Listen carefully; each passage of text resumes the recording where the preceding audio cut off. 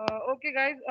So this is day 3 for business statistics, and हम लोग कल देख चुके हैं कि कल सर ने आपको बताया है कि वेरियस टाइप्स ऑफ डेटा क्या होते हैं, स्टैटिस्टिक्स की इंपॉर्टेंस क्या है, क्या सिग्निफिकेंस है, what do we understand by describing the data, and data visualize हम कैसे करते हैं डेटा को, ग्रुप डेटा क्या होता है, अनग्रुप डेटा क्या होता है. So we have these concepts in our mind.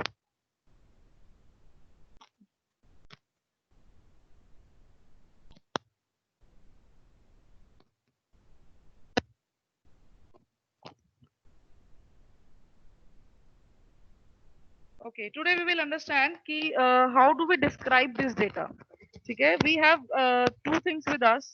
Statistics में हमारे पास usually दो चीजें होती हैं. एक होता है descriptive statistics, एक होता है inferential statistics. डिस्क्रिप्टिव स्टैटिस्टिक्स होता है गाइस जिसमें हम डेटा को कलेक्ट कैसे करना है, उसको ऑर्गेनाइज कैसे करना है, how do we submit the data and how do we present the data, इस पे फोकस करते हैं. और major concern is about how are we describing the data. अगर हमने डीबीएमएस पढ़ा है, सो वी अंडरस्टैंड कि जब हम डेटा तैयार करते हैं, so we have some commands to describe the data and then we have some commands to retrieve the data, right. तो डेटा डिस्क्रिप्शन का मतलब यही है कि हम उसको बेसिकली हम उसे ग्रुप कैसे कर रहे हैं, हम उसे प्रेजेंट करने की कैसे कोशिश कर रहे हैं, how are we trying to submit. ठीक है, हमारा जो रॉ डेटा है जो हमें किसी भी ऑर्डर में दिया गया है, हमने कहीं से ग्रैब किया है, how are we trying to formulate it in a structure. इसके बाद आती है हमारी inferential statistics. Descriptive statistics is only concerned about describing your data, about submitting your data. It has no implications of taking out any kind of inferences out of it. Do we clearly understand the difference between data, information and knowledge? Data we understand it is a raw form. ठीक है, हमने collect कर लिया है कहीं से. Information is when we organize that data into certain thing and we try to make interpretations, right? Knowledge is when on the basis of our experience we add more interpretations and inferences out of it, right? So similarly इसमें भी descriptive statistics is only concerned about organizing the data. So इसमें we usually do average, mean, median, mode, standard deviation, frequency distribution जो आपने कल किया. And when we are talking about inferential statistics, okay, now the premise of inferential statistics is descriptive data. ठीक है, so whenever we try to write our research study, हम अपनी thesis लिख रहे हैं, हम अपना project लिख रहे हैं, paper लिख रहे हैं, तो उसमें हम ये जरूर mention करते हैं research methodology में कि हम लोगों ने descriptive statistics use किए हैं और हमने inferential statistics use किए हैं. ठीक है, तो अगर हम लोग सिर्फ मीन यूज कर रहे हैं अपने डेटा को डिस्क्राइब करने के लिए, अगर हम सिर्फ मोड के थ्रू बता रहे हैं, यूजुअली हम मोड रिसर्च पेपर्स में प्रोजेक्ट्स में नहीं करते हैं, बट यूजुअली अगर हम कोई ऑब्जर्वेशन कर रहे हैं किसी चीज के बारे में तो हम मोड बताते हैं, दैट विल सी अभी. तो we will only write that we have used descriptive statistics in our study.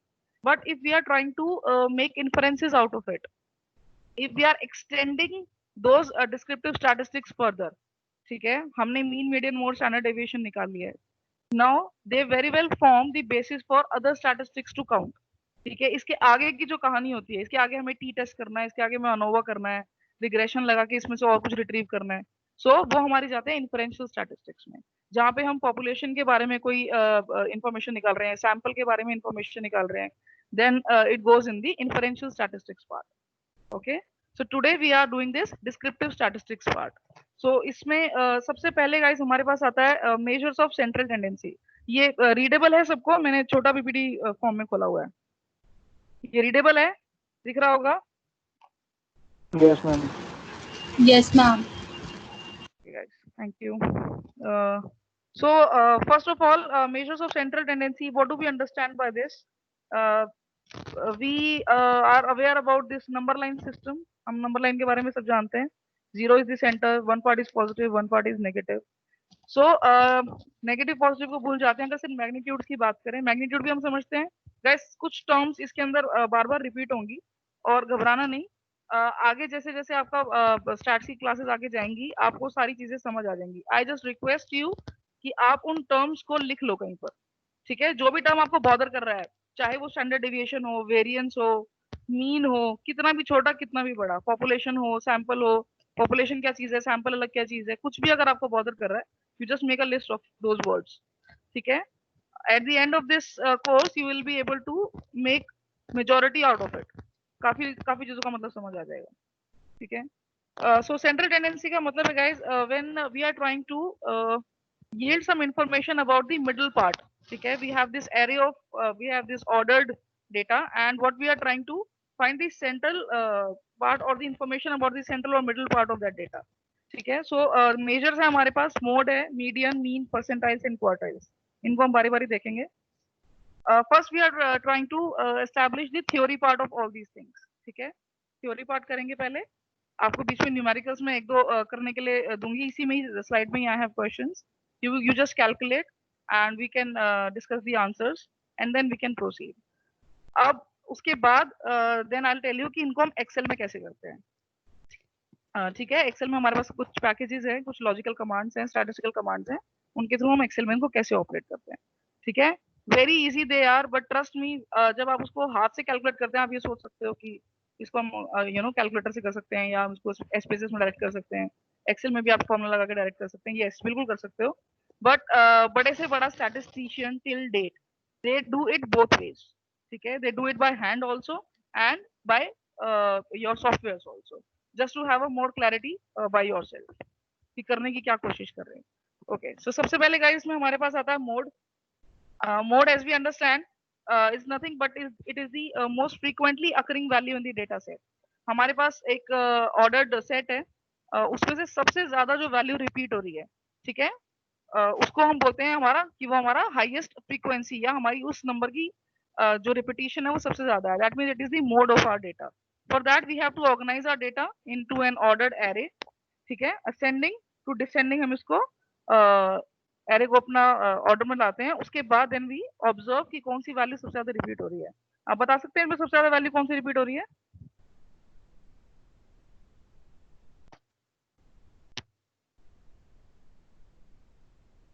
Can we see this?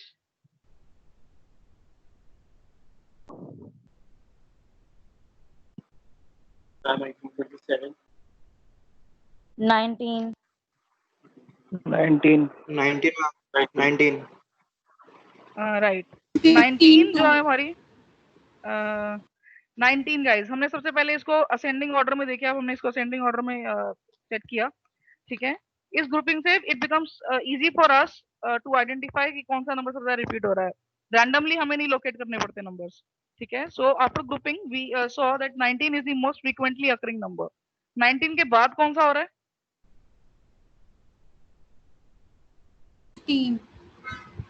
15. 15, right. So sometimes it happens कि कुछ नंबर्स होते हैं जो जैसे 19 अगर 3 बार आया, 4 बार आया, तो कुछ नंबर्स होते हैं जो एग्जैक्टली उतनी ही बार रिपीट हो रहे होते हैं। जैसे मान लीजिए अगर 15 भी उतनी ही बार आ रहा होता है, ठीक है, तो हम अपने उस डेटा को बोलते हैं बाई मॉडल, जिसमें 2 मोड्स एग्जिस्ट करते हैं। सिमिलरली अगर 2 से ज्यादा एग्जिस्ट करते हैं तो हम उसको बोलते हैं multimodal. But sometimes if we have to make some kind of observation out of the data and tie is not necessary, हमें लगता है कि जो 2 सबसे बड़ी वैल्यूज है जो बार बार रिपीट हो रही हैं, we have to retrieve them, ठीक है। एक्सेप्शन रिपोर्ट्स बनानी है किसी चीज की, सेल्स के बारे में, प्रॉफिट्स के बारे में, और मुझे लगता है इस जोन में ये मैक्सिमम 2 वैल्यूज है जो सबसे ज्यादा रिपीट हो रही हैं। सो तब भी मैं उसको बिना टाई के भी I can take 2 most frequently occurring numbers and I can call my data bimodal और मल्टी मॉडल, ठीक है। इट डिपेंड्स कि आप किस तरह की स्टडी करने की कोशिश कर रहे हो। Then we have median. Median is the middle value of the ordered array of the numbers. So we can have 2 types of ordered arrays, जिसमें odd number of items हो सकते हैं, ठीक है, और second जिसमें हमारे पास even number of items हो सकते हैं। So जिसमें हमारे पास guys odd number of items हैं, उसमें median होता है हमारा middle number. Now understand, median tells you the location of the value, ठीक है। Median tells you the location of the value. Median does not tell you the value. Are we getting it? जैसे अगर हम mean निकालते हैं किसी चीज का, तो मीन आपको वैल्यू देता है। मीन फॉर एग्जांपल 5 है किसी चीज का, सो 5 इज द मीन। बट अगर मैं मीडियन निकाल रही हूँ किसी चीज का, मीडियन आपको उस वैल्यू की लोकेशन तक पहुंचाती है, ठीक है। एक सेकेंड, जैसे हमारे पास ये एग्जांपल है, ठीक है। हमारे पास ये डेटा था, हमने इसको ऑर्गेनाइज किया ascending to descending, ascending order में। हमने देखा इसके अंदर 17 आइटम्स हैं, 17 is the odd number. So number of terms कितने हैं इसके अंदर? 17. So median is the middle number. Odd जब हमारे पास नंबर्स हैं व्हेन दे आर ऑड, तो मिडल फाइंड आउट करना आसान है. ठीक है, फॉर्मूला हमारे पास एक ही लगेगा दोनों के लिए. ठीक है, लेकिन अगर नंबर ऑड है तो हम क्या करते हैं, जो बीच की दो टर्म्स हैं उनका एवरेज निकालते हैं. ठीक है, नाउ फॉर एग्जांपल हमारे पास एक डेटा सेट है जिसके अंदर 77 टर्म्स हैं. ठीक है, अब 77 टर्म्स में we are unable to count. इसमें तो ये छोटा एरे है 17 टर्म्स का, तो हमने काउंट कर लिया कि हाँ ये 14-15 बीच में पड़ रहा है, 15-16 बीच में पड़ रहा है, तो हमने इसका मीडियन या मीडियन के बीच में कहीं लाई करता है. ठीक है, लेकिन अगर बहुत बड़ा एरे है, 77 टर्म्स का एरे है, so we are not going to count that. 100 number का है, 150 नंबर का है, so what we do, we have this formula n+1/2. ठीक है, n कितना है हमारा 77 + 1/2, 39th टर्म. अब समझना दोबारा, मीडियन जो है वो हमें वैल्यू नहीं देता, मीडियन जो है हमें उस वैल्यू की लोकेशन देता है. ठीक है, now we understood. 39th term जो होगा हमारा वो हमारा मीडियन है. ठीक है, इस फॉर्मूले से हमारे को लोकेशन पता चलती है मीडियन की, हमें मीडियन नहीं पता चलता. सो 39th टर्म उस 77 टर्म्स का जो एरे होगा वो 39th टर्म जो होगी वो हमारा मीडियन होगा. ठीक है, सिमिलरली अगर हमारे पास ये इवन है,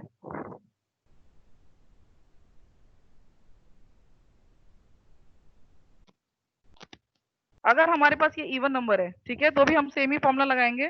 फॉर एग्जांपल अगर आप करके देखिए, अगर यहाँ मान लीजिए 78 टर्म्स का डेटा है, तो यहाँ क्या आएगा, इफ n is 78, 39.5. 39.5, इसका मतलब जो हमारा मीडियन है वो 39th और 40th टर्म के बीच में आता है.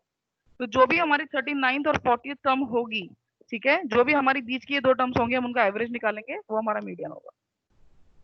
Are we there?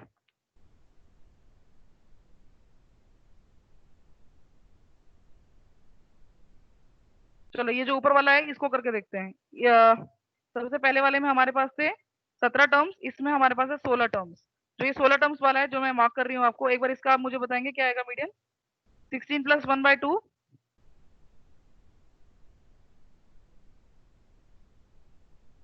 It's 8.5. कितना? 8.5. 8.5 fifth 8.5. term. सो 1 2 3 4 5 6 7 8, 8th और 9th टर्म के बीच की जो वैल्यू है वो आपका मीडियन है. सो यानी 14 और 15 का हम एवरेज निकालेंगे और वो आपका मीडियन होगा. ठीक है, सो 8.5 जो हमारा आता है that is the location of your median. 8.5 is not the median. ठीक है, सो 14 और 15 का हम एवरेज करेंगे, so that will be our median, that will be the central value of your array. Guys कोई डाउट इसमें? No, ma'am.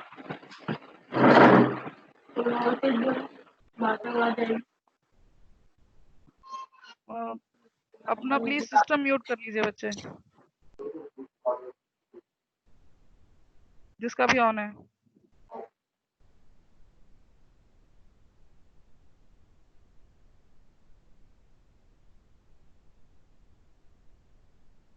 Okay guys, median हमें हेल्प करता है जब you know when extreme values के मैग्नीट्यूड से हमें फर्क नहीं पड़ता. नाउ प्लीज अंडरस्टैंड, अगर हमारे पास अगर हमारे को किसी चीज का मीन देखना है, सो मीन जो हमारा आता है, एवरेज जो हमारा आता है, वो सारी वैल्यूज को काउंट करता है. मीन का एक एडवांटेज है कि वो हर वैल्यू पे काम करता है. Unlike range, it is not working on the extreme values, it is working on each and every value. वो हर वैल्यू का सम लेता है, उस पर काम करता है. बट वॉट, एक वैल्यू बहुत ज्यादा है, एक वैल्यू बहुत कम है. ठीक है, तो हमारा एवरेज उन दो वैल्यूज के बीच का कहीं आता है, चाहे वो वैल्यू हमारे डेटा में एग्जिस्ट करती है या नहीं करती है. This is one disadvantage of mean. It is being pulled by the highest values and lowest values, extremes पे काम करता है. लेकिन मीडियन अगर आप देखोगे तो मीडियन में ऐसा नहीं है. मीडियन हमारा एक सेंट्रल वैल्यू को बताता है. जैसे एग्जाम्पल आपके सामने है, फॉर एग्जाम्पल ये रियल एस्टेट ब्रोकर है जिसको एक मीडियन सेलिंग प्राइस निकालना है 10 घर जो उसके पास लिस्टेड है. ठीक है, ये सारे उसके पास घरों की वैल्यू है. नाउ मीडियन इज, अब ये कितनी टर्म्स है इसके अंदर, ऑड है इवन है, कितने टर्म्स है ये? Even है 10. Even. इवन है, राइट. सो हमारे पास कौन से टर्म्स के बीच में आएगा मीडियन? Fifth and इन दो sixth. के बीच में.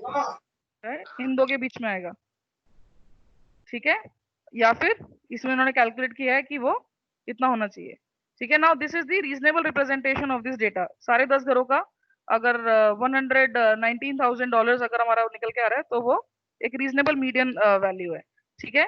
लेकिन अगर मान लीजिए कोई भी घर अगर प्राइस होता इस वाले प्राइस पे,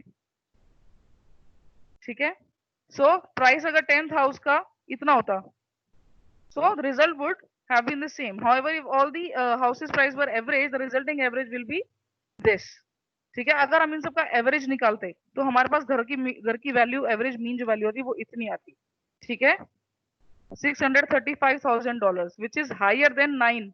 इनमें से 6, इससे ज्यादा सिर्फ, इससे ज्यादा कोई भी वैल्यू नहीं है, सिर्फ एक ही वैल्यू है, ठीक है। तो this does not represent are good median value of this data, ठीक है। सो इसके लिए mean is not an applicable thing, इसके लिए median is the applicable thing. क्योंकि अगर हम इस चीज का, अगर हम इस पूरे डेटा का एवरेज निकालते, so average would have come to with this, ठीक है, $635,000, which is not the representative of this data.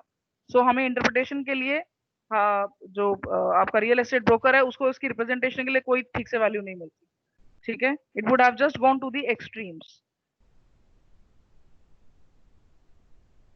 इसके बाद आता है गाइस हमारा mean. Mean we very well understand. Average, अब देखो इसके अंदर हम दो चीजों की बात कर रहे हैं, पॉपुलेशन मीन की और सैंपल मीन की, ठीक है। आप प्लीज ये पॉपुलेशन और सैंपल लिख लीजिएगा, हम लोग सैम्पलिंग करेंगे आफ्टर प्रोबेबिलिटी, उसमें I will make you these things clear, ठीक है। सैम्पलिंग के अंदर ये चीजें आपकी क्लियर हो जाएंगी। पॉपुलेशन क्या होता है, सैम्पलिंग फ्रेम क्या होता है, सैंपल क्या होता है, सैंपल यूनिट क्या होता है, इन सब टर्म्स को अलग अलग तरीके से हम डिटेल में डिस्कस करेंगे, ठीक है। फॉर दैट, फिलहाल के लिए आप सिर्फ ये देखिए कि पॉपुलेशन मीन को हम म्यू से डिनोट करते हैं और सैंपल मीन को हम एक्स बार से डिनोट करते हैं, ठीक है। एंड वन मोर थिंग कि जो पॉपुलेशन मीन होता है, जो सैंपल मीन होता है उसको हम, जो हमारा गाइस सैंपल होता है वो पॉपुलेशन से ही डिराइव होता है, ठीक है। These both things are relevant to each other, they are not irrelevant to each other. Population is a wider term, sample is a छोटा टर्म, ठीक है। तो जो हमारा सैंपल होता है वो पॉपुलेशन से ही हम डिराइव करते हैं। तो sample mean is somewhat a part of population mean. अगर ये डेटा की टर्म सारी सेम होंगी पॉपुलेशन मीन जैसी, तो हमारा रिजल्ट भी बिल्कुल सेम आएगा, ठीक है। But that is not the case, because sample एक छोटा चीज, छोटा टर्म होता है, तो हम एक छोटा डेटा पे काम करते हैं and then we extend its generalization to the population. फिलहाल के लिए सिर्फ सैंपल इज अ छोटा thing and population is a बड़ा thing. And how do we denote them? So mean की definition we know it is the average of group of numbers and is computed by summing of all the observations divided by the number of observations. This we all are aware of. Now as we discussed that it is affected by each and every value which is advantage. It considers all the values and सभी को consider करता है, सबका influence लेता है। लेकिन disadvantage है क्योंकि extreme और जो smaller values हैं they pull mean towards each other, ठीक है। So we do not get a central point sometimes and we do not get the representation of the data. Most commonly used है weighted mean, average mean. Average सबसे ज्यादा हम use करते हैं। And guys mean की सबसे ज्यादा value हमें आती है, मतलब इन्फरेंशियल स्टैटिस्टिक्स तक अगर हमें पहुंचना है, अगर हमें हाई एंड एनालिसिस डिस्क्रिप्टिव से ऊपर कहीं भी जाना है, सो मीन की वैल्यू होगी ही होगी, ठीक है। अभी आप आगे आगे देखोगे everything is computed through mean. सबसे पहले मीन ही कैलकुलेट होता है, उसके बाद हम आगे की चीजें कैलकुलेट करते हैं, चाहे वो स्टैंडर्ड डेविएशन हो, चाहे वो वेरिएंस हो, चाहे वो आपकी परसेंटाइल्स और आगे हमारा प्रोबेबिलिटी डिस्ट्रीब्यूशंस आएंगे उनके अंदर उसकी सिग्निफिकेंस हो। So mean has got it significance everywhere. Okay, so this is our data. Can we calculate these three things please? Meanwhile I will just admit people to the meeting. Calculate कर सकते हैं हम mode, median and mean.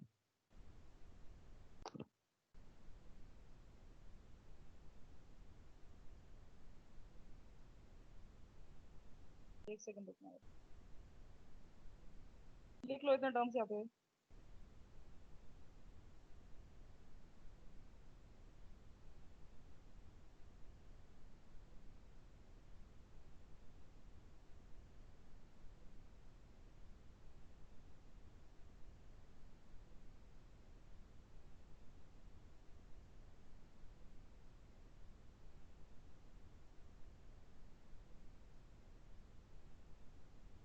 Do it, please.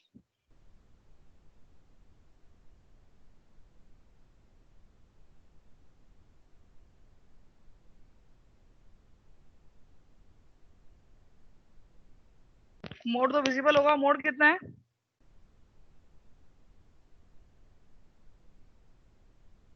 $9,000.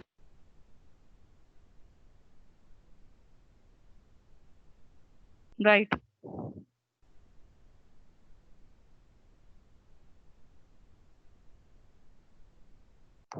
Number of terms कितनी है median के लिए?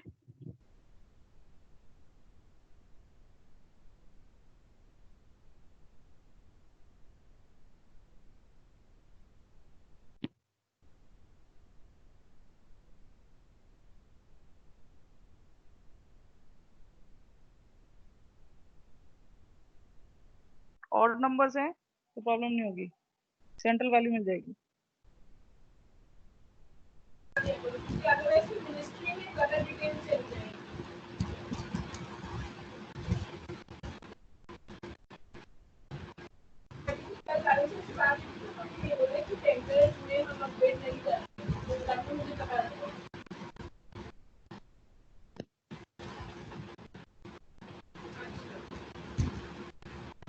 Guys, please mute your systems.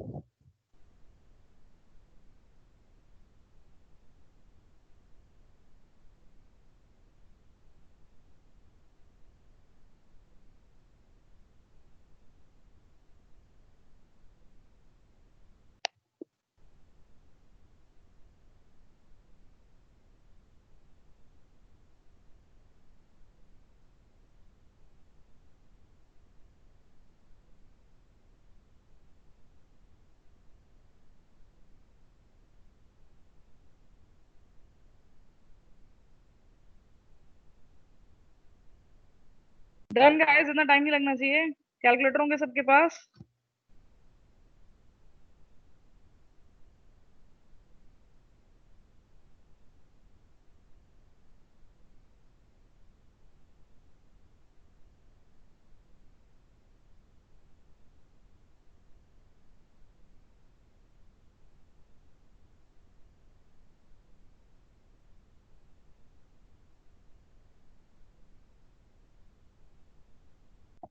अभी done. Median कितना आ रहा है?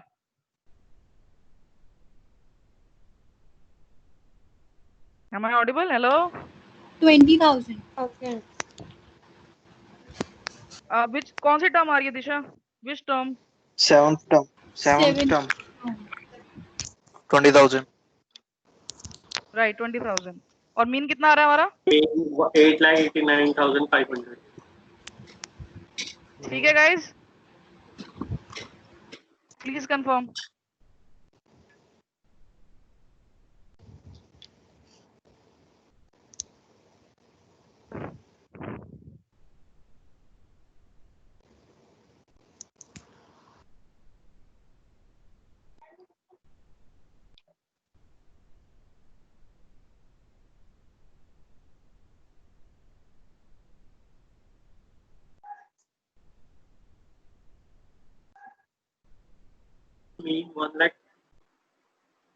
Mean 1,36,846. ठीक आ रहा है. 1,36,846.15. 1,36,000. इतना ही आ रहा है राहुल. राहुल ही बोल रहा था पहले. मैम 1,37,769 आ रहा है. सब लोग अलग अलग ma'am 1,36,000 ma'am number of term से डिवाइड नहीं किया इन्होंने 1 लाख So 1,36,000 how many? वैभव इतना ही आ रहा है? सॉरी मैम, ये दिशा जो बोल रही है वो वाला आ रहा है, कैलकुलेशन मिस्टेक थी। 137 वाला आ रहा है? या ma'am 1,37,769.231। Anybody else? Shifali? Vineet? Mohini? You guys calculating? Guys इसको बैठ के देखने से कुछ नहीं होगा. You want to learn maths, you want to learn stats, you have to be on your through your hands, please. Just make calculations.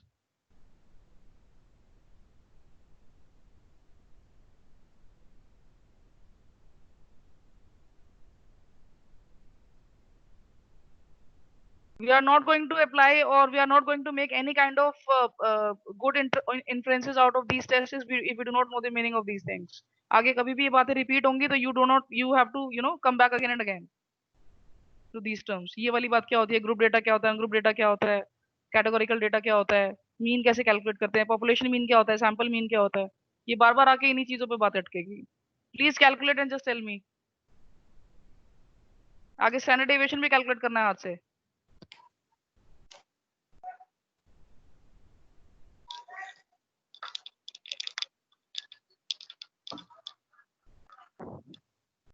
रुको।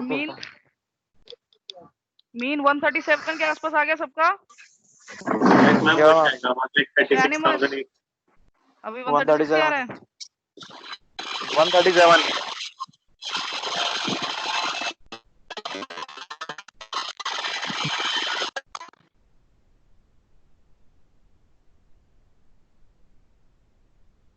Ashima, have you calculated?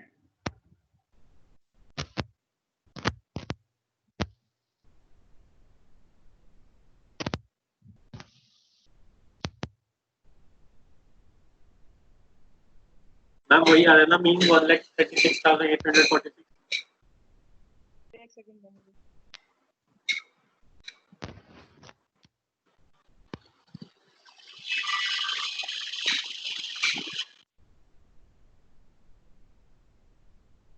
Mode और मीडियम सबके ठीक आ गए हैं?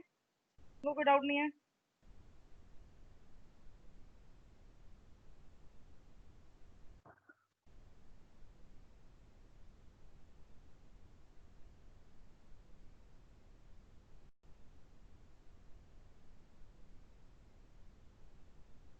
Rahul, it is 137,769.23. Totalling mistake हो रही होगी. यही है सबका 137,769. Yes, sir. यही है. 0.230 और 231. Yes. ठीक है. Let's proceed to percentiles. Percentiles का नाम हमने सुना है हमेशा किसी एग्जाम के रिजल्ट के लिए. We know the concept of percentiles. Okay, it is the measure of central tendency and it divides the group of data into 100 parts. ठीक है. When we have to divide a certain thing into some parts, so we always use n-1 dividers. Simple. ठीक है. So through 99 dividers we divide our data into 100 parts. The 9th percentile, guys, please try to understand this. I will elaborate इसको भी आगे. The 9th percentile is the value such that at least n% of the data are below that value and at most 100 minus n% are above that value. For example, अगर हम ये बोलते हैं कि GMAT का स्कोर है किसी का, CAT का स्कोर है, ZAT का स्कोर है, हम ये बोलते हैं कि किसी के CAT में 87 परसेंटाइल आई है. ठीक है. 87th परसेंटाइल का मतलब है कि at least 87% of that data is below that particular value. जो भी वो 87th percentile की वैल्यू है, जितने भी उसके मार्क्स हैं, ठीक है, he or she is standing at that percentile जहां से 87% लोग उसके नीचे फॉल करते हैं और not more than 30% are above his value. ठीक है. Now the definition again, the nth percentile, this is the nth percentile. The nth percentile is the value such that at least n% of the data are below that value, and at most 100 minus n, 100 minus 87, 33 are above that value. Are we there? Ma'am समझ में नहीं आया ये। हाँ, एक बार और देखते हैं। फॉर एग्जाम्पल इस एग्जाम्पल से समझते हैं। अगर मान लीजिए आपको पता चलता है कि कैट में किसी का 99 परसेंटाइल स्कोर आया, ठीक है। अब 99 परसेंटाइल स्कोर में उसके मार्क्स हमें नहीं पता, वी डोंट नो उसने स्कोर कितना किया, उसके मार्क्स कितने आए, उसकी परसेंटाइल आई है। 99th परसेंटाइल का मतलब है कि 99% of people are falling under his score, ठीक है। यानी he is above 99% of the people. 98% people से वो 99 परसेंटाइल पे है, और सिर्फ 1% है 100 माइनस 99, सिर्फ 1% ऐसा कोई है जो अबव हिम, ठीक है, in that score.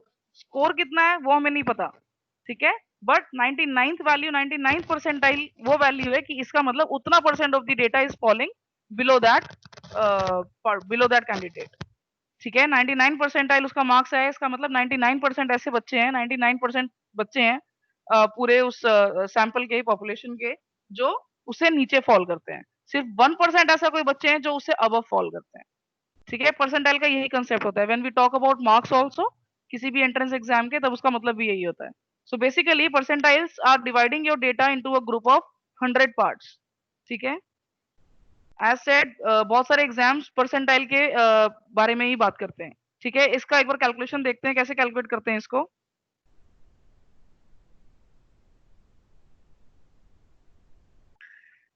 Okay, first of all, if we have been given a number of हमें डेटा दिया हुआ है, एरे दिया हुआ है, so first of all we will organize it into ascending order, ठीक है। देन हमें परसेंटाइल लोकेशन कैलकुलेट करनी होती है आई p by 100 into n। p is the percentile of interest। For example मुझे 87th परसेंटाइल का लोकेशन पता करना है कि कितने मार्क्स हैं, ठीक है। n है मेरे number in the data set, ठीक है। Now guys please try to understand the rule. Median जैसा इसका रूल होता है, ठीक है। If i is a whole number, the pth percentile is the average of the value at the ith location. इसको example से समझते हैं, इसको डेफिनेशन में मत जाओ। फॉर एग्जांपल हमारे पास हमें डिटरमाइन करना है कि 80th percentile of 1 to 40 numbers कितनी होगी, ठीक है। जब हम परसेंटाइल की बात करते हैं तो हमें मार्क्स नहीं पता है, हमें स्कोर नहीं पता है, हम सिर्फ परसेंटाइल में वैल्यू में बात कर रहे हैं। 87th परसेंटाइल का मतलब क्या है, 87th परसेंटाइल किस वैल्यू को डिनोट कर रहा है, 87th परसेंटाइल पे कितना मार्क्स है, क्या कट ऑफ है मार्क्स की जिसको हम 87 परसेंटाइल बोल रहे हैं, ठीक है। सो फॉर एग्जांपल हमारे पास 1 to 40 नंबर है जिसका मुझे 88th परसेंटाइल पता करना है, ठीक है। सो मेरा कंसर्न परसेंटाइल है p 80, वो मैंने यहाँ लिखा, डिवाइड बाय 100। n कितना है मेरा 1 to 40, 1 to 40 मैंने यहाँ लिखा। i is the location of that percentile 992, ठीक है। नाउ नंबर कितना आ रहा है, इवन है कि ऑड है, होल नंबर है, इसमें हम होल नंबर वाइज काउंट करते हैं, बट प्रोसेस हमारा मीडियन वाला ही है, ठीक है। सो 992 प्लस नेक्स्ट नंबर, उसका एवरेज जो होगा वो हमारी आई की लोकेशन होगी।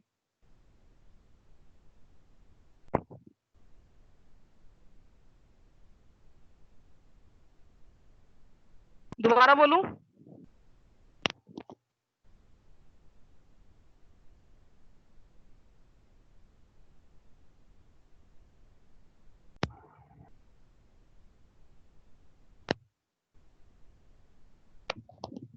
गाइस परसेंटाइल का बेसिक मीनिंग समझ आया? Yes ma'am. Yes, ma'am. Percentile क्या चीज है, हमारे पूरे डेटा को 100 पार्ट्स में डिवाइड कर रहा है, ठीक है। कोई भी परसेंटाइल हम बोल रहे हैं, प्लीज ट्राई टू अंडरस्टैंड क्या बोलने की कोशिश कर रही हूँ मैं। मेरे पास इसी एग्जांपल को पकड़े, अगर मान लो मेरे पास 1000 नंबर का डेटा है, 1000 नंबर लिखे हुए हैं मेरे पास, ठीक है। सबके मार्क्स लिखे हुए हैं, 1000 बच्चों के मार्क्स लिखे हुए हैं, 100 200 आउट ऑफ 100 लिखे हुए हैं, 100 87 85 90 ऐसे करके 1 to 40 नंबर्स मेरे पास लिखे हुए हैं। एक 1000 बच्चों ने कोई एंट्रेंस एग्जाम दिया था, उनके नंबर्स का एरे मेरे पास पड़ा हुआ है, ठीक है। सबसे पहले मैंने क्या करना है, इसमें असेंडिंग ऑर्डर में मैंने उस एरे को लिख लिया, ठीक है। मेरे पास असेंडिंग ऑर्डर में आ गया। अब मुझे कहना है कि भाई मुझे 80th परसेंटाइल कट ऑफ रखनी है। मैं ये कह रही हूँ जिसके 80th परसेंटाइल्स या 80th परसेंटाइल से ज्यादा मार्क्स हैं उसको रखो, उसको क्लियर कराओ एग्जाम, बाकी लोगों को छोड़ दो, बिलो 80th परसेंटाइल छोड़ दो। But what does 80th percentile mean, 80th percentile पे कितना मार्क्स आ रहा है, इसको हम परसेंटेज की तरह कैलकुलेट नहीं करते, ठीक है। ऐसा नहीं कि 80% डिवाइडेड बाय इनटू 1000 कर दिया तो मेरा मार्क्स निकल के आ गया, नहीं, ठीक है। 80th परसेंटाइल पे उन 1000 नंबर्स में से कौन सी वैल्यू आ रही है, जिसके नीचे की वैल्यूज मुझे इग्नोर करनी है और जिसके ऊपर का बच्चा मुझे रखना है। What does 80th percentile mean? ठीक है, तो इसके लिए मैं कैसे निकालूंगी?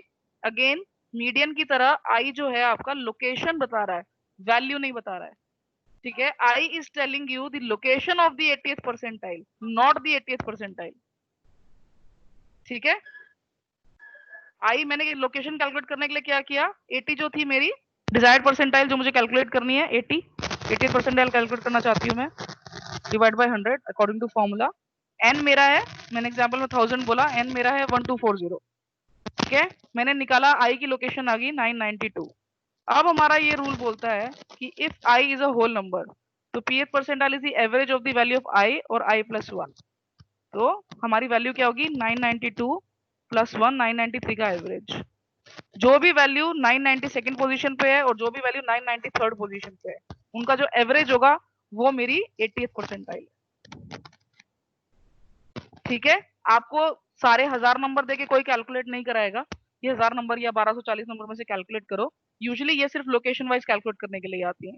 You must get the idea कि बात क्या करने की कोशिश कर रहे हैं। हम उस नंबर तक पहुंचने की कोशिश कर रहे हैं, हम उस वैल्यू तक पहुंचने की कोशिश कर रहे हैं जो 80th परसेंटाइल को डिफाइन कर रहा है। ठीक है, और आई बता रहा है उसकी लोकेशन। ठीक है, हमें लोकेशन पता चल गई, हमारी लोकेशन थी ये 992। होल नंबर्स और रियल नंबर्स की डेफिनेशन सबको पता है? Whole number, real number, decimal numbers, ये सब हम जानते हैं। Yes ma'am. ठीक है, हमारा 992 जो है वो होल नंबर है। होल नंबर के केस में रूल ये बोलता है कि 992 और उससे अगला नंबर प्लस 1, 993, इनका एवरेज जो भी होगा वो हमारी 80th परसेंटाइल की वैल्यू होगी। ठीक है, अगर वो होल नंबर नहीं है, मान लीजिए अगर वो आ रहा है यहाँ पे कुछ पॉइंट में आ रहा है, यहाँ पे आ रहा है 9.2। ठीक है, तो क्या, तो उस केस में हम कौन सी वैल्यू कंसिडर करेंगे? तो फिर हम बस होल वाला पार्ट लेंगे, 9 प्लस 1, और वो हमारी लोकेशन होगी 10th वैल्यू। एक बार हम इसका क्वेश्चन करके देखते हैं, फिर आप मुझे बताना।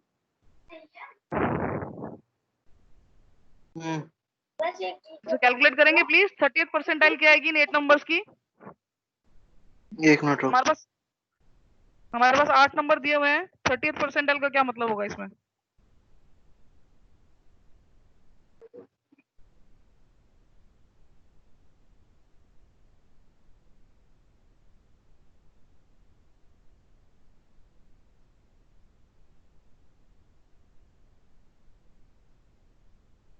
सबसे पहले इसको हम क्या करेंगे, असेंडिंग ऑर्डर में अरेंज करेंगे।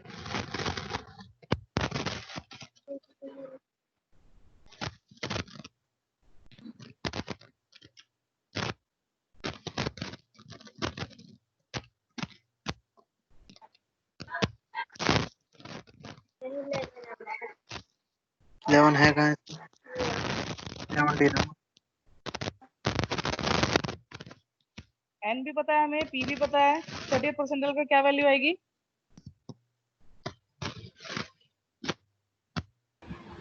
12.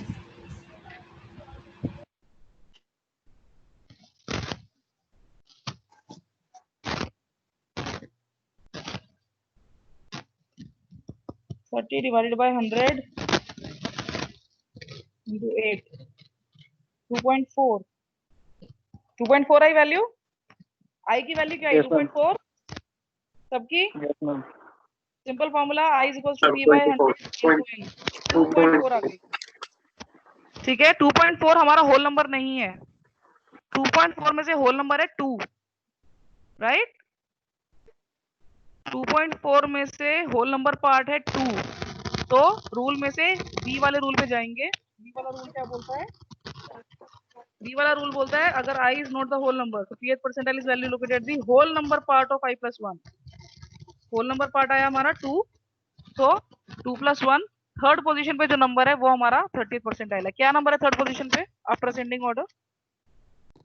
13. 13, राइट। सबका यही आया गाइस, समझ के क्या करना है? Yes, ma'am. अगर मैं इसको अगर आप इसको आपका अगर इसमें वैल्यू जो है वो अगर होल नंबर आए तो मान लीजिए अगर आपकी जो वैल्यू है वो 2 आई होती, फिर क्या करते? आई Second की or वैल्यू third अगर 2 term. होती, हाँ, सेकंड और Second or third term third. का एवरेज जो होता, हाँ राइट, वो हमारा 30th परसेंटाइल की वैल्यू होती।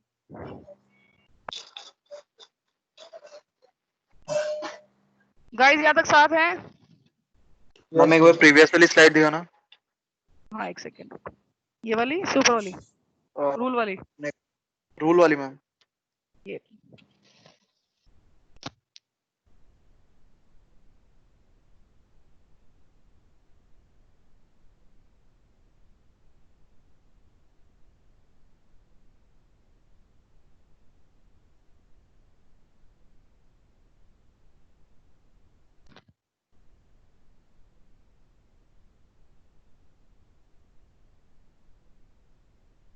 Done ma'am.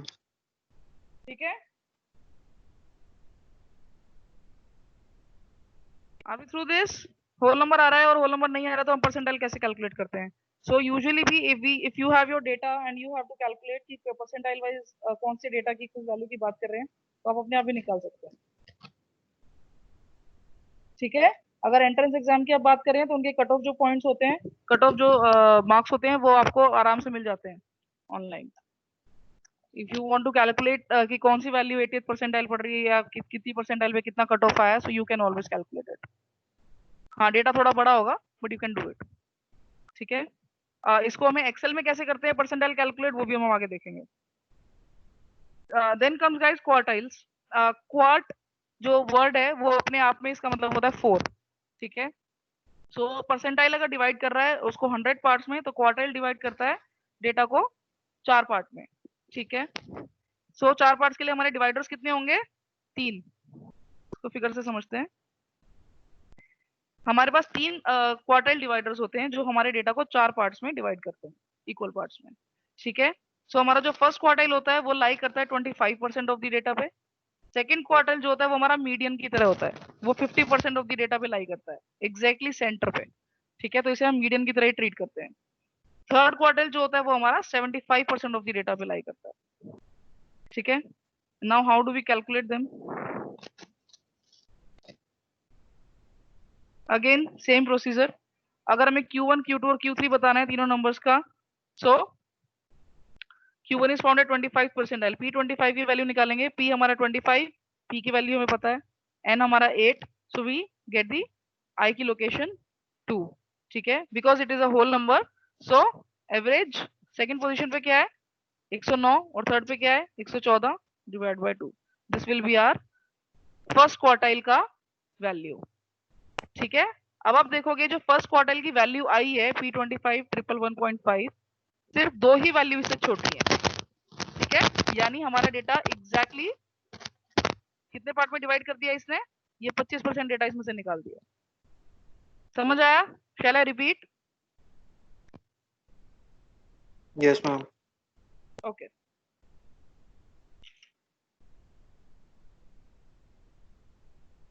क्वार्टाइल जो होता है वो हमारे डेटा को 4 पार्ट्स में डिवाइड करता है। यहाँ तक ठीक है। 4 पार्ट्स में डिवाइड करने के लिए वी हैव 3 डिवाइडर्स। ठीक है। Q1, Q2, Q3 जो हमारे डेटा को 4 पार्ट में डिवाइड करते हैं।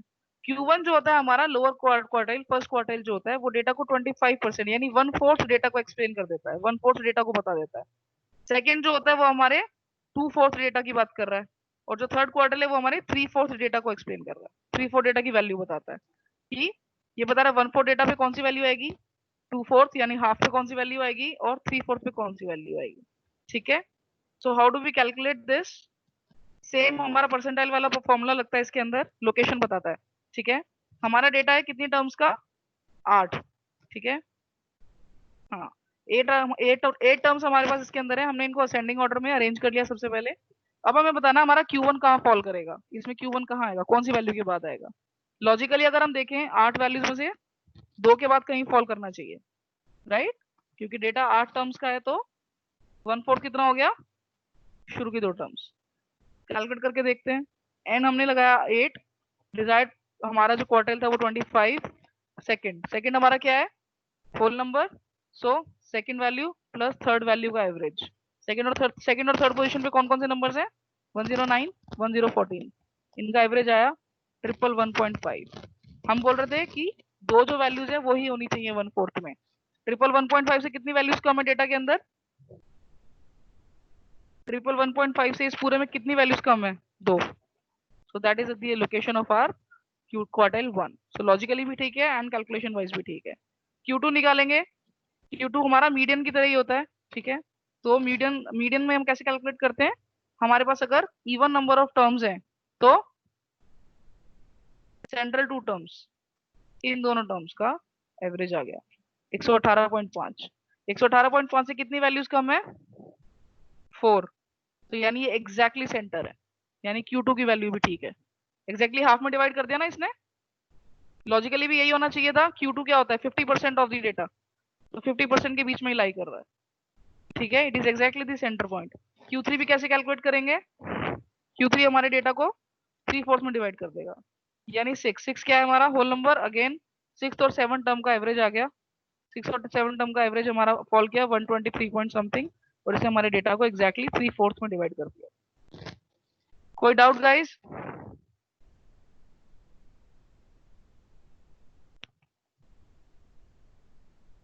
रिवाइज करते हैं फटाफट।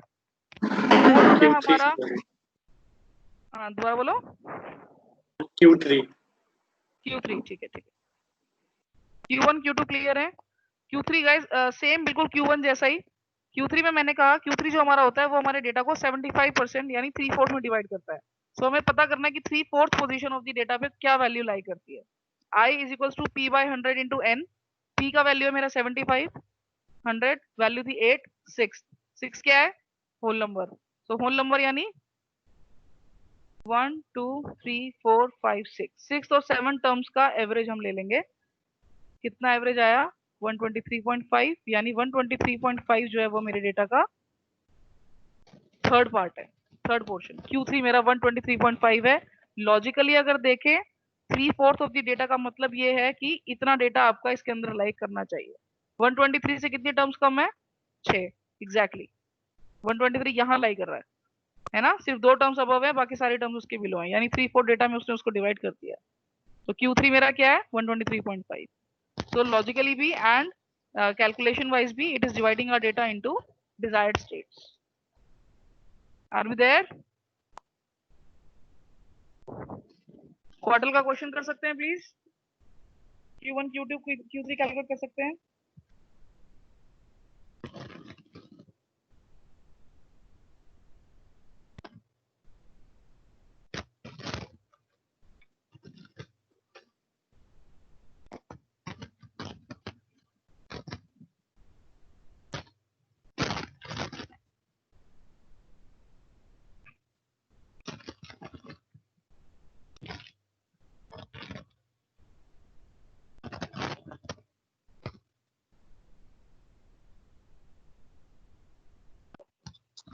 मैम एक बार डाटा सेट दिखा दो। हाँ सर, हम्म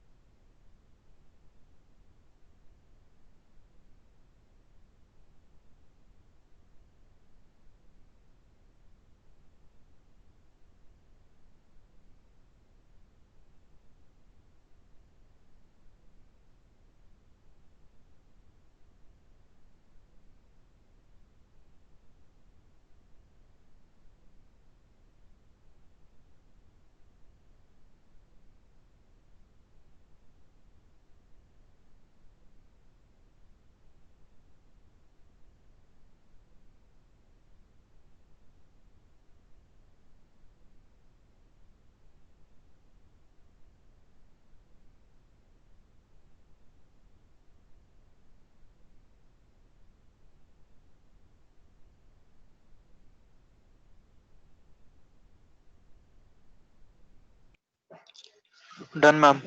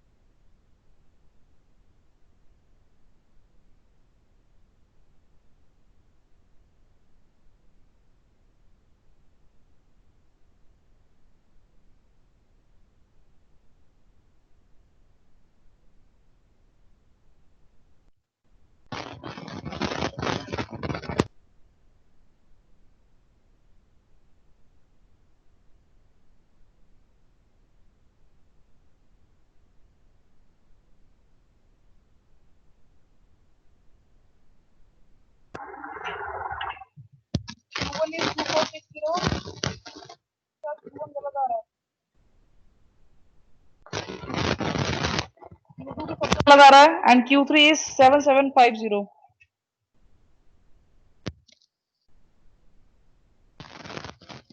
Q2 मुझे कंफर्म करके बताओ Q2 कितना लगा रहा है?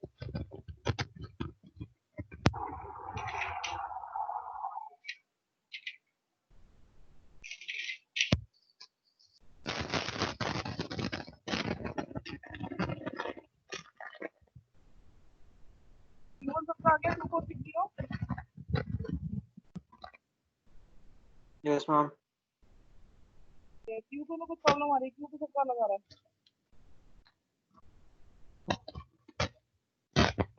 Q7750. हाँ Q3 7750 ठीक है. Q2 चेक कर लेते हैं.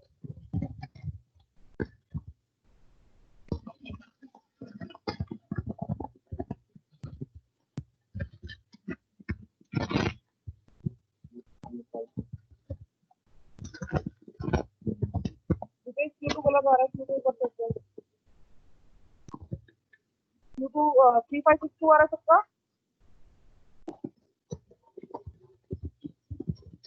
Q2 Yes, ma'am. 3573.5. 3562 आ रहा है मैम Q2. 3562 ना Q2. 3573.5. 3573.73 आ रहा है. अच्छा 3562 3573 में चाहिए.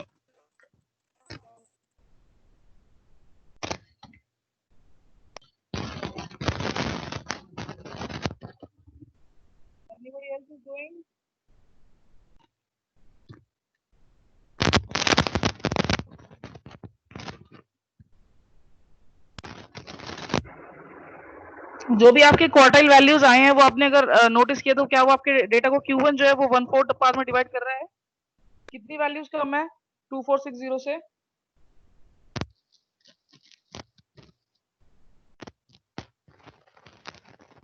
4 मैम।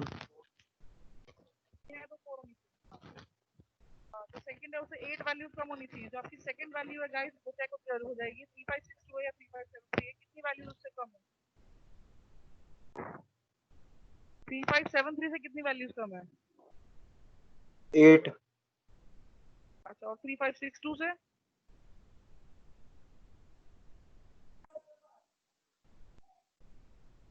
से भी 8।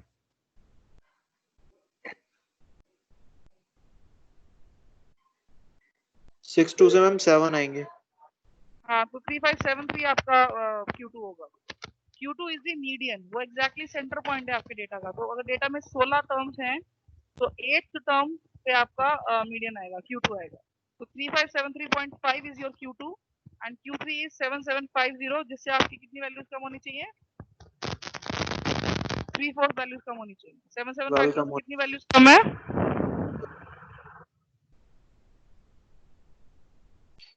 2 वैल्यूज ऊपर है ना, 2 वैल्यूज ऊपर होंगी बस, बाकी सारी कम होंगी।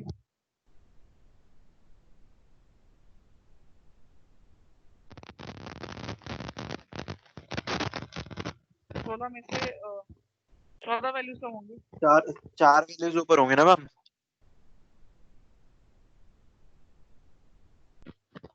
मैम 16 है ना, तो 12 होंगे ना। तो 12 है हाँ, और 12 12 4 12 वैल्यूज 4 ज्यादा होंगी। 7750 से 4 वैल्यूज ऊपर है आपकी, ठीक है। और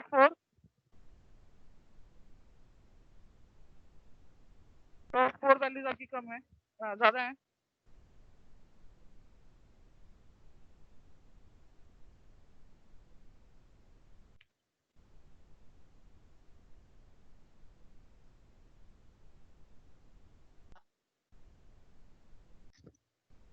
दिशा का भी इतना ही आ रहा है 7750 Q3।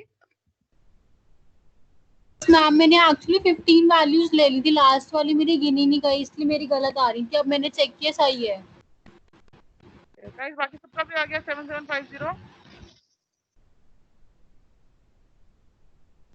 Yes ma'am. चलिए ठीक है, नेक्स्ट सेट ऑफ गाइस पे चलते हैं।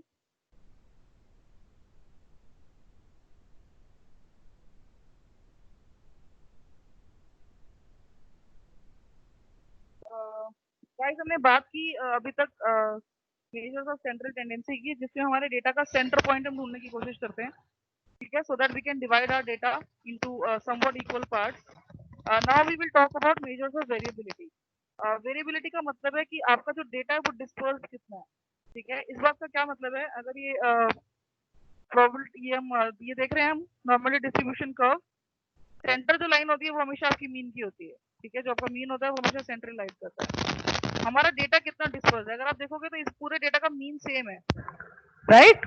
अगर मैं कहूँ कि कोई सेल्स हैं, कोई 25 लोग हैं जिनकी सेल्स हमें मेजर करनी है, ठीक है, तो उनकी सेल्स हर साल इस हिसाब से आ रही है कि उनका मीन सेम आ रहा है, यानी हाईएस्ट और लोएस्ट वैल्यू समवॉट कहीं ना कहीं सिमिलर ही आ रही है, ठीक है, जिससे उनका मीन बराबर आ रहा है। लेकिन क्या हर एक सेल्स पर्सन जो है उसकी वैल्यू सेम, उसकी वैल्यू कंसिस्टेंट है?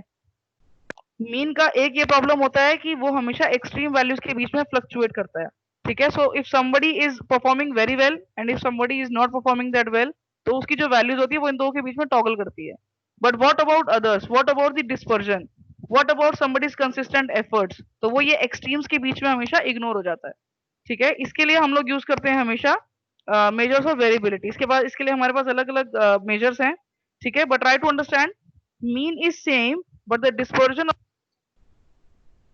somebody is doing this, somebody is doing this, somebody is doing this, ठीक है। लेकिन जब हम मीन निकाल रहे हैं तो वो सबका एवरेज निकलता है, सबका एवरेज निकलता है। So that is why we have other You are not audible, ma'am. audible। आपकी No, वॉइस ma'am. बहुत लो आ रही है। एक second,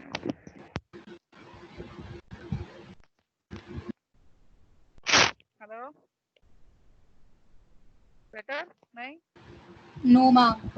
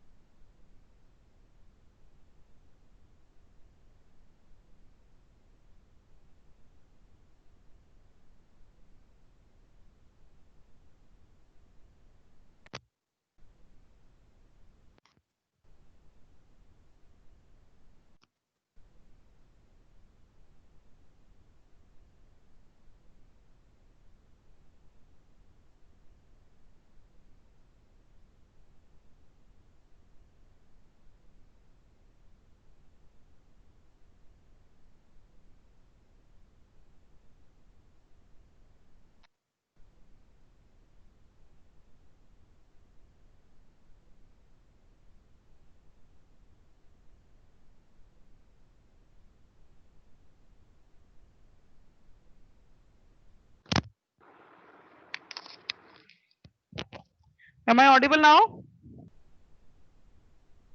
yes ma'am. Yes ma'am. अब ठीक है? हाँ। So do we understand the reason of this dispersion of the data? हम variability के measures इसमें क्यों use करते हैं? So that we can understand कि mean same आने की वजह उसके बाद भी हमारा जो data है वो कितने levels पे अलग-अलग disperse कर रहा है, ठीक है? What can be the other measures जो इसको भी tap कर सकते हैं, जो data अलग से disperse हो रहा है, जो data अलग से एक तरह से variability predict कर सकते हैं इससे, ठीक है? सिर्फ मीन हमारा वो काम नहीं करेगा, हमें अलग और मेजर्स भी देखने पड़ेंगे उसके लिए। तो सबसे पहले गाइस हमारे पास आता है range.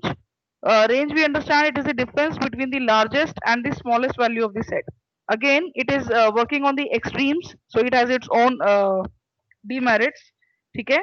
But still it is a crude measure of the variability कि जो आउटर बाउंड्स है डेटा सेट के उनके बीच में कितनी वैल्यूज टॉगल करती हैं, ठीक है? एक्सट्रीम्स के बीच में कितनी वैल्यूज आती हैं।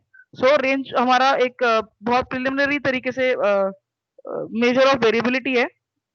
इसके बाद आती है हमारे पास इंटर क्वार्टाइल रेंज। हमारे पास हाईएस्ट हमारे पास लोएस्ट क्वार्टाइल होती है Q1, हाईएस्ट है Q3। सो इनके बीच का जो डिफरेंस होता है उससे हम वेरिएबिलिटी मेजर कर सकते हैं। This is quite useful when we have to calculate the median values. जब डेटा यूजर जो होते हैं वो सेंट्रल वैल्यूज के अंदर ज्यादा इंटरेस्टेड हो, ठीक है? जो सेंट्रल में वैल्यूज हैं, जो डेटा के दोनों एक्सट्रीम्स पे नहीं आके सेंटर में आती हैं, please make a note of it कि जितनी भी चीजों में हम फिलहाल बात कर रहे हैं उसमें डेटा हमेशा असेंडिंग ऑर्डर में ही ऑर्गेनाइज होता है, ठीक है? इसलिए जो हमारी सेंट्रल वैल्यूज हैं, जो हमारा एक तरह से डेटा का सेंटर प्रिडिक्ट कर रही हैं, सेंट्रल टेंडेंसी को बता रही हैं, हम उन पे ज्यादा फोकस करते हैं, ठीक है? अगर हमें उसमें ज्यादा इंटरेस्ट है तो हम इसलिए इंटर क्वार्टाइल रेंज कैलकुलेट कर सकते हैं to measure the variability. This is again one question, ये आप कर सकते हो बाद में। ओके गाइस, सबसे ज्यादा हमारा वेरिएबिलिटी का जो मेजर हम यूज करते हैं वो आता है हमारा वेरिएंस या स्टैंडर्ड डेविएशन, ठीक है? अगर हम अपने नॉर्मेलिटी कर्व पे वापस जाएं,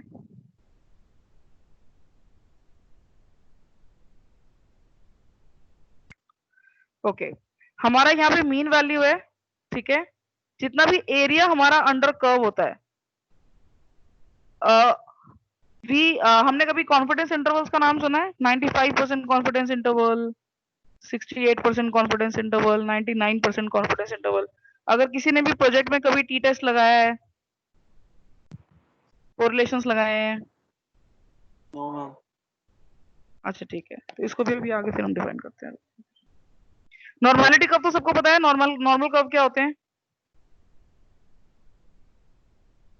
बेल शेप कर्व जो आता है गाइस हमारा, उसको हम बोलते हैं कि हमारा डेटा नॉर्मली डिस्ट्रीब्यूटेड है, ठीक है? इसका मतलब भी मैं आपको आगे बताऊंगी, but just note it down. Normal distribution curve जो हमारा बेल शेप कर्व होता है, ठीक है? जिसमें हम ये बोलते हैं कि हमारा जो डेटा है वो नॉर्मली डिस्ट्रीब्यूटेड है। सभी डेटा यूजर्स का, सभी रिसर्चर्स का एम होता है एक नॉर्मल डेटा अचीव करना, ठीक है? एक नॉर्मल डिस्ट्रीब्यूशन कर्व अचीव करना। क्यों? क्योंकि उसके अंदर बाइसेस कम होते हैं, उसके अंदर एरर्स की प्रोबेबिलिटी बहुत कम होती है। अगर आपका डेटा नॉर्मली डिस्ट्रीब्यूटेड नहीं है, तो ऐसे बहुत सारे टेस्ट होते हैं जो जिनका एजम्पशन ही होता है नॉर्मल डिस्ट्रीब्यूशन, फिर वो टेस्ट आपके डेटा में नहीं लगेंगे। कुछ हमारे पास टेस्ट होते हैं जिनके लिए वो कंडीशन नहीं जरूरी होती, उनको नॉर्मली डिस्ट्रीब्यूटेड कर्व नहीं चाहिए होता, सो वो टेस्ट आप लगा सकते हो। या फिर सबसे पहले you have to work on making that data normally distributed by collecting more relevant data, by removing the invalid entries, ठीक है, या अपने डेटा को और रिफाइन करके, डेटा क्लीन करके आपको डेटा पहले नॉर्मली डिस्ट्रीब्यूशन में लाना पड़ता है. So what do we understand by this bell curve, this normal distribution, वो भी हम आगे देखते हैं. Now one of the major variability का जो मेजर है वो हमारे पास होता है स्टैंडर्ड डेविएशन. ठीक है, स्टैंडर्ड डेविएशन से पहले हम देखते हैं मीन एब्सोल्यूट डेविएशन के बारे में क्या बोल रहे हैं.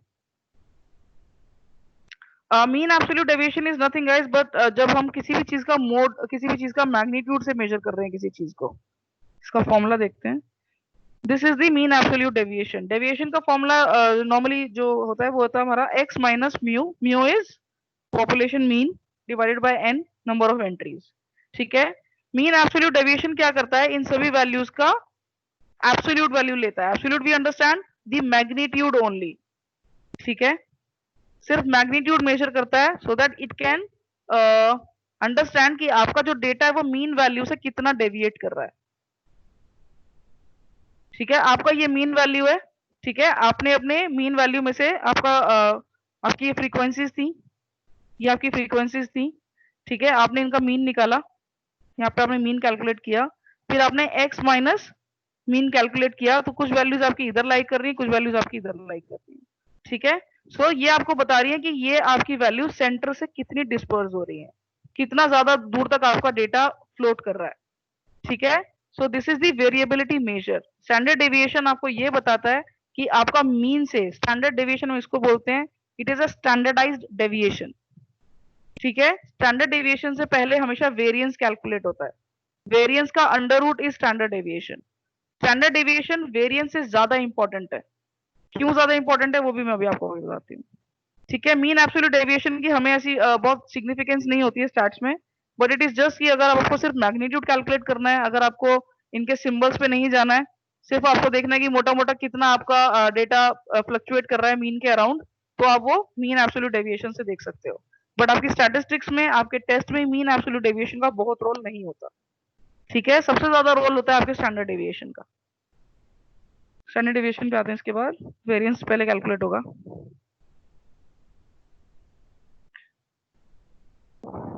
ये गाइस आपका वेरिएंस. वेरिएंस का आपका सिंपल सा फॉर्मूला है, population variance and sample variance हम अलग अलग से लेते हैं.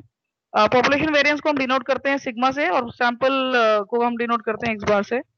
सो variance is nothing but basically the square of the deviations from the mean.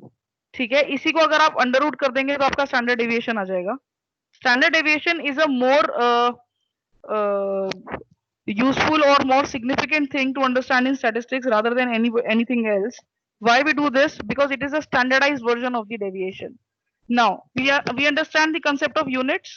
हमें units का concept पता है. units क्या होती हैं? Centimetres, kilometres. ठीक है, जो भी हम डेटा में यूज कर रहे हैं. यूजुअली जब हम इस डेटा की बात कर रहे हैं, बहुत देर से मार्क्स की बात कर रहे हैं, या अभी ऊपर हमने मिलियन डॉलर्स में किसी चीज में बात की, तो वो सारा काम एक ही यूनिट में हो रहा है. ठीक है, आप जब किसी भी यूनिट में काम कर रहे हैं, वेरिएंस क्या, वेरिएंस में हमने क्या किया, हम उन सभी यूनिट्स का स्क्वायर कर दिया. ठीक है, तो ये जो हमारा 26 आया इधर, this is nothing but a squared unit. ठीक है, सेंटीमीटर अगर ये था तो ये क्या बन गया, सेंटीमीटर स्क्वायर. अगर ये किलोमीटर था, अगर ये लीटर था, अगर ये मिलीलीटर था, it has been squared now. ठीक है, डेविएशन, स्टैंडर्ड डेविएशन में हम इसको क्या करते हैं, वापस अंडर रूट कर देते हैं. सो हमारे रॉ डेटा की और हमारे स्टैंडर्ड डेविएशन की यूनिट हमेशा सेम होती है. Are we there? Why standard deviation is more important than variance और any other variability measure? Standard deviation आपका बहुत लास्ट तक हर चीज में चलेगा. बार बार आपको ये बात सुनने मिलेगी कि स्टैंडर्ड डेविएशन कितना है, स्टैंडर्ड डेविएशन कितना है. फॉर दैट मैटर, जब भी आप डेटा का डिस्क्रिप्टिव स्टैटिस्टिक्स कैलकुलेट करते हैं, मीन स्टैंडर्ड डेविएशन ही निकालते हैं. ठीक है, रिसर्च पेपर लिख रहे हैं, थीसिस लिख रहे हैं, प्रोजेक्ट में लिख रहे हैं. काफी बार जो मेरे साथ बच्चे रहे होंगे, मैंने उन्हें कहा कि अपने जो आइटम्स हैं सोशल साइंसेज में लाइकट स्केल पे, उनका मीन स्टैंडर्ड डेविएशन कैलकुलेट कर लो और उसको रिपोर्ट करो. ठीक है, उसका रिपोर्टिंग टेक्निक भी अलग होता है. मीन और स्टैंडर्ड डेविएशन हमेशा साथ चलते हैं. व्हाई? मीन आपको बता रहा है कि कितनी वैल्यूज आपकी सेंट्रली अलाइंड है, कितने लोग बोल रहे हैं strongly agree to strongly disagree, कितने लोग सेंटर से इधर फ्लक्चुएट कर रहे हैं, उधर फ्लक्चुएट कर रहे हैं, ये आपका स्टैंडर्ड डेविएशन बताता है. अगर स्टैंडर्ड डेविएशन की वैल्यू बहुत ज्यादा हाई आ रही है, इधर उधर फ्लक्चुएट चाहे माइनस आ रही है चाहे प्लस आ रही है, तो इसका मतलब आपका जो डेटा है उसकी वेरिएबिलिटी बहुत ज्यादा है. which in some cases is good. Okay, when your data has more variability, then it represents कि आपने अलग अलग जो आपके सैंपल यूनिट्स हैं उन्होंने अलग अलग तरह के रिस्पॉन्सेज आपको दिए हैं, but it is coming in a way of outliers, बिल्कुल ही आउटबाउंड जा रही है। ठीक है, वो भी मैं आपको बताती हूँ कि नॉर्मल डिस्ट्रीब्यूशन कर्व से अगर वो बिल्कुल ही बाहर जा रही है, सो इसका मतलब बहुत ही हे वायर क्वेश्चंस आपने बनाए हैं जिसके ऊपर आपका डेटा उन्होंने नहीं ठीक से भरा है। ये सारी कहानी जो भी हम नंबर्स की बोल रहे हैं, it is all coming from the data, it is all coming from the questions that you have framed. String value से लेके आप हम जब क्वेश्चनर बनाते हैं तो ऑब्वियसली हम लोग इंग्लिश में बनाते हैं, वर्ड्स में बनाते हैं, स्ट्रिंग्स में बनाते हैं, देन हम उसे कन्वर्ट करते हैं डेटा शीट के अंदर। सर ने कल आपको कोडिंग बताई थी, जेंडर को 1 2 3 कैसे करना है, एज ग्रुप को 1 2 3 कैसे करना है, कैटेगोरिकल डेटा को 1 2 3 कैसे करना है। अगर आपने लाइकेट इस तरफ यूज किया तो लाइकेट को 1 2 3 4 5 में हम यूज कर सकते हैं। ठीक है, उस सारे डेटा को समराइज करना है, उस सारे नंबर्स को फिर हमें कैलकुलेट करना है। We never calculate the questions, we never calculate the strings, we always calculate the numbers. ठीक है, और standard deviation is one of the major measures of variability in stats. वो क्यों है? क्योंकि स्टैंडर्ड डेविएशन कभी भी अपनी यूनिट को डिस्टर्ब नहीं करता। स्टैंडर्ड डेविएशन डिस्पर्जन को सही तरीके से कैलकुलेट करता है कि मीन से कितना दूर आपका डेटा जा रहा है। Are you there?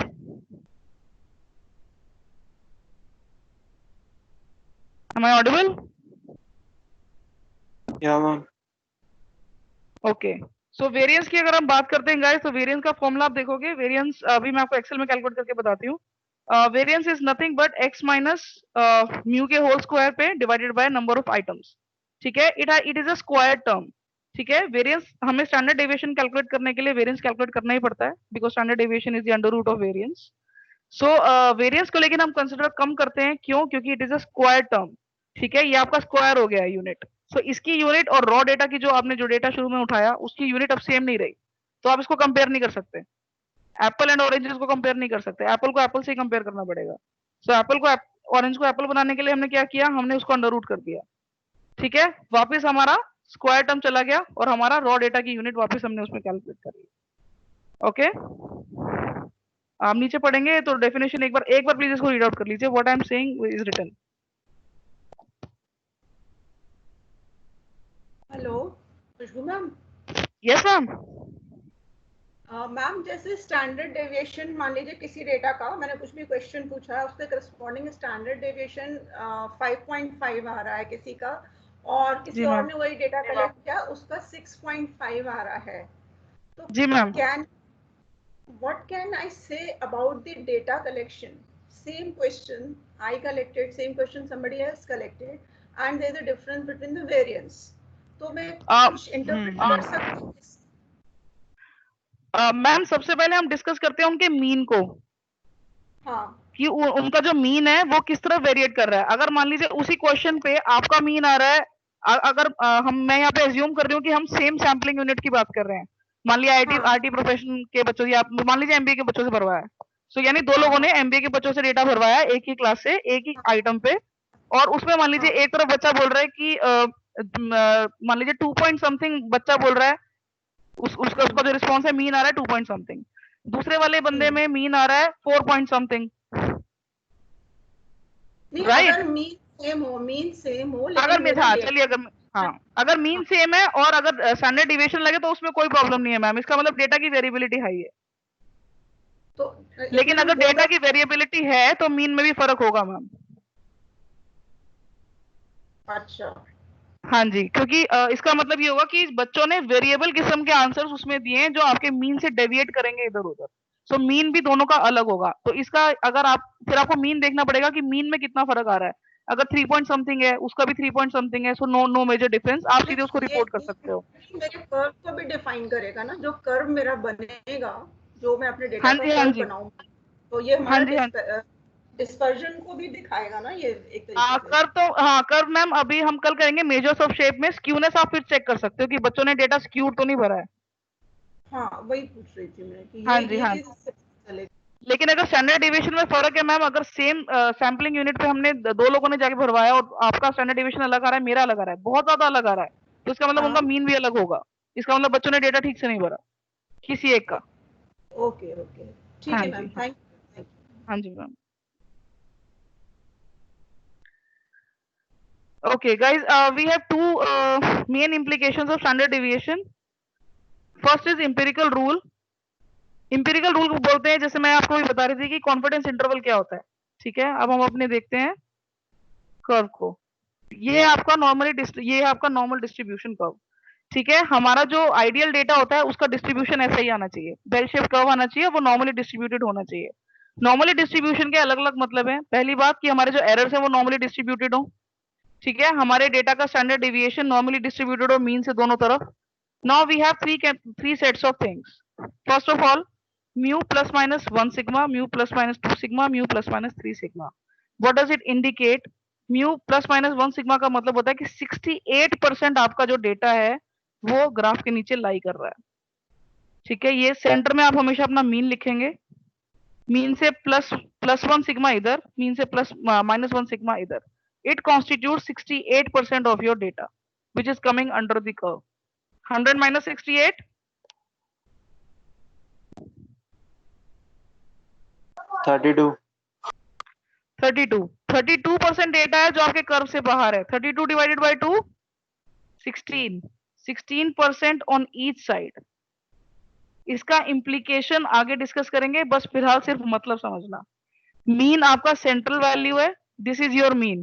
ठीक है, जो सेंटर आपका बाहर है ये आपका मीन है।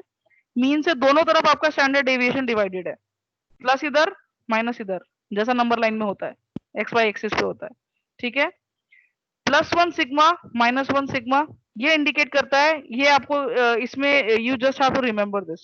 ठीक है, plus 1 sigma is 68%, plus minus 2 sigma is 95%, plus minus 3 sigma is 99%।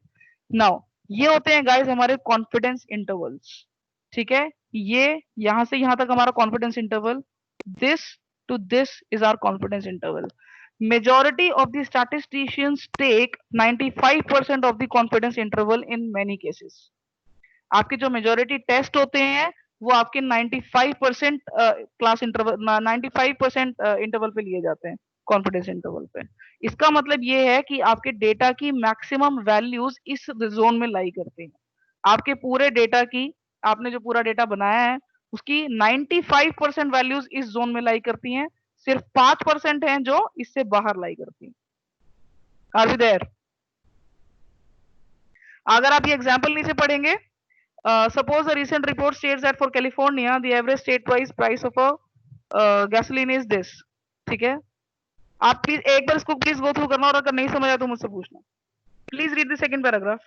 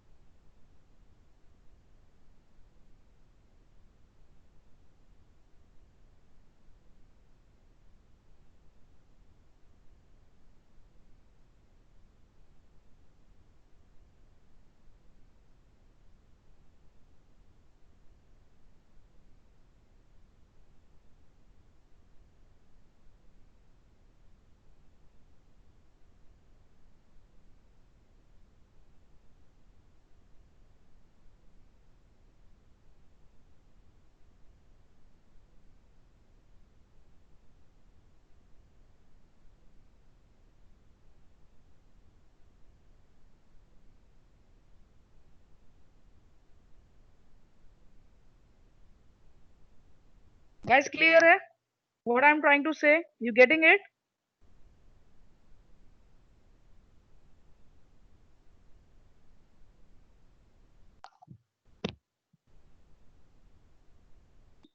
हमारे डेटा की कुछ वैल्यूज हैं, जैसे आपने नीचे एग्जांपल्स में आपने देखा कि जो गैसोलीन के प्राइसेस हैं, ठीक है, there are some certain values.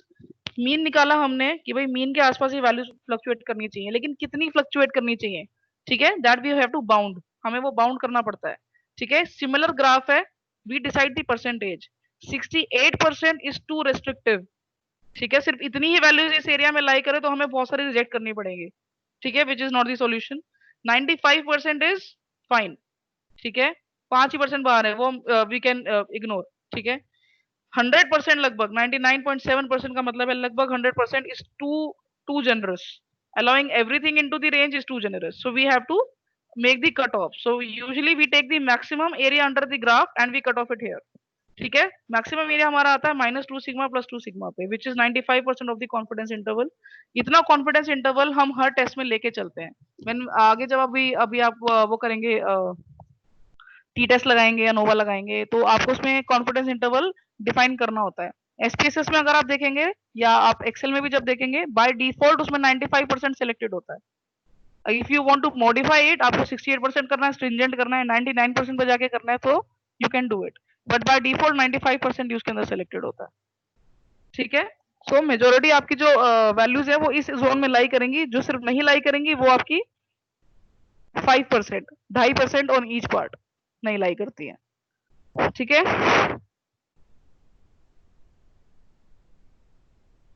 This is one example that you can study.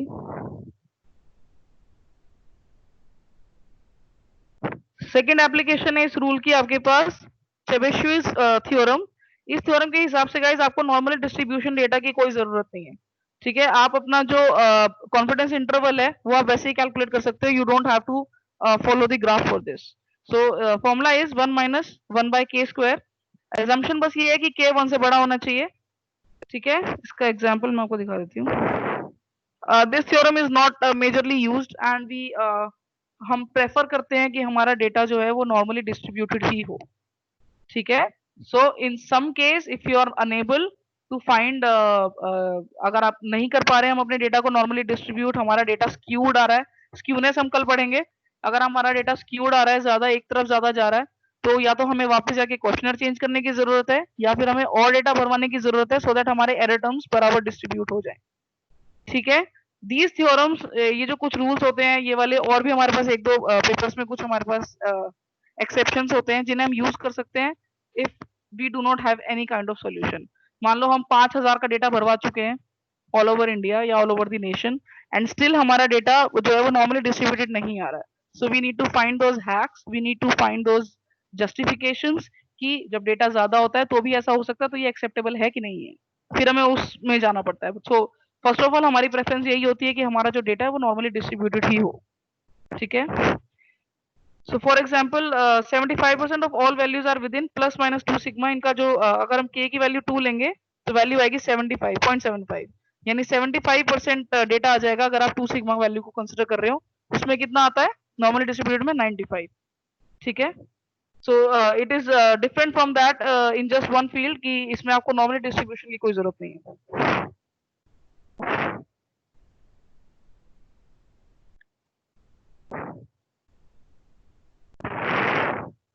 Okay guys, अभी तक हमने पढ़ा जो हमारा वेरिएंस का फॉर्मूला था, दैट वाज x - x बार का स्क्वायर बाय n। सिमिलरली जो स्टैंडर्ड डेविएशन था वो था उसका under root. Now yn - 1 when we are calculating sample variance, when we are calculating sample standard deviation, तो n - 1 क्यों? और एक बार इसको हम अपने एक्सेल में भी करके देखते हैं।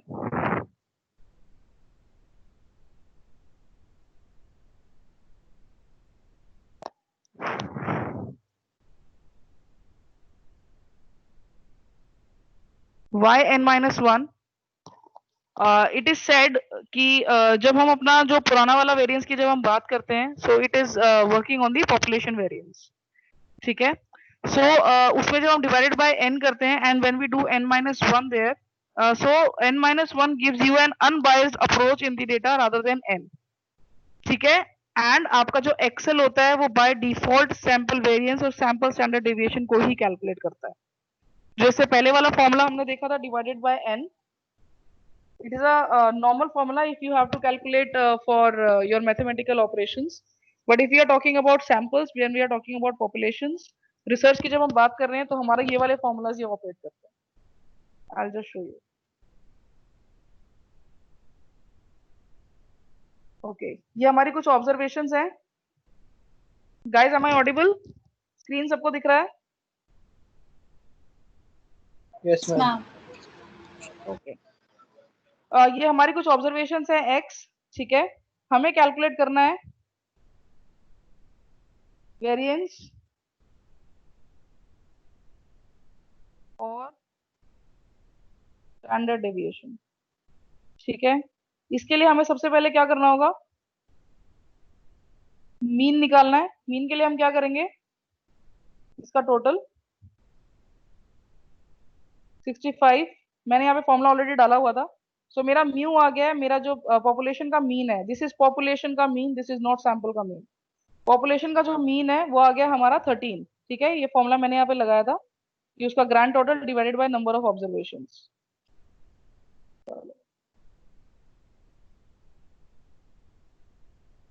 this divided by number of observations and 13, ठीक है। x माइनस म्यू कैलकुलेट करेंगे, x minus, okay, one thing, अगर आप इसको ऐसे सेलेक्ट करके ड्रैग करोगे तो आपका आंसर गलत आएगा।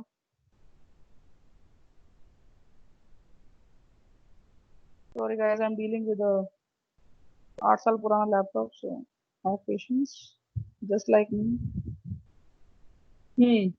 अगर आप इसको माइनस ऐसे करेंगे, स्ट्रेच करेंगे तो आंसर गलत आएगा। क्यों गलत आएगा? क्योंकि इसने क्या किया, A3 लिया, इसका तो हमें एक्सटेंशन, इसका तो हमें +1 +1 करना ही है, A3 A4 A5, बिकॉज हमें इस वैल्यू को रेफर करना है। लेकिन हमें ये वाली वैल्यू कांस्टेंट चाहिए, ठीक है। ये क्या कर रहा है, इस वैल्यू को भी बढ़ाता जा रहा है, देख रहे हो? हमें म्यू की वैल्यू तो कांस्टेंट चाहिए। तो हमारे पास दो तरीके हैं, या तो आप इसके आगे डॉलर साइन फिट कर दो,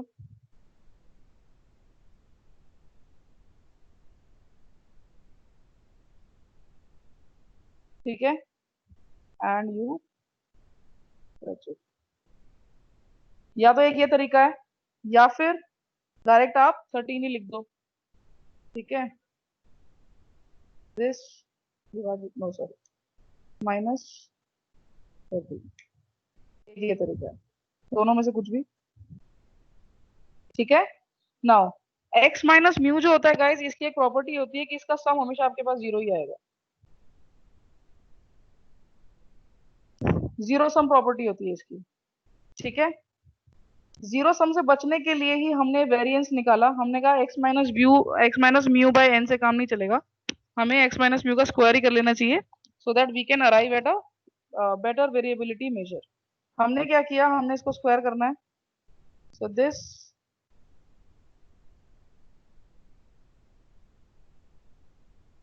एंड दिस, ठीक है। वेरिएंस का फॉर्मूला क्या होता है गाइस? इसका summation divided by n, right. इसका समेशन कर लेते हैं, इसका सम निकाल लेते हैं, तो हमारा वेरिएंस हो गया दिस डिवाइडेड बाय, कितनी नंबर ऑफ टर्म्स हैं,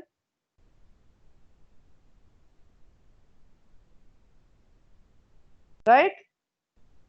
स्टैंडर्ड डेविएशन क्या होता है? वेरिएंस का SQRT स्क्वायर रूट, ये है मेरा स्टैंडर्ड डेविएशन, ठीक है। अब हम स्टैंडर्ड डेविएशन एक्सेल से भी कैलकुलेट कर सकते हैं डायरेक्ट। फंक्शन होता है, फॉर्मूलाज पे जाएंगे, यहाँ पे आपके पास फाइनेंशियल, लॉजिकल, फलाना डिकाना, बहुत सारे आपके पास ऑप्शंस हैं। मोर फंक्शन पे जाएंगे, स्टैटिस्टिकल फंक्शंस है आपके पास। गाइस, इसमें आप देखोगे तो कॉन्फिडेंस, बीटा, काउंट ब्लैंक, ये सब है। फिशर, मैक्सिमम, मिनिमम, क्वार्टाइल्स हैं, स्क्यूनेस है। हमारे पास एक स्टैंडर्ड डेविएशन, या तो आप इसको डायरेक्ट टाइप कर लीजिए STDAV,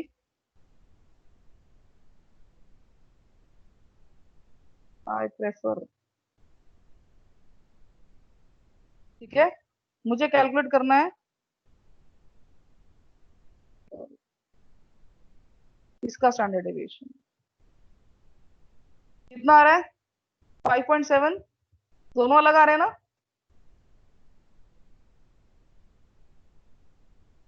कहाँ गलती हुई है?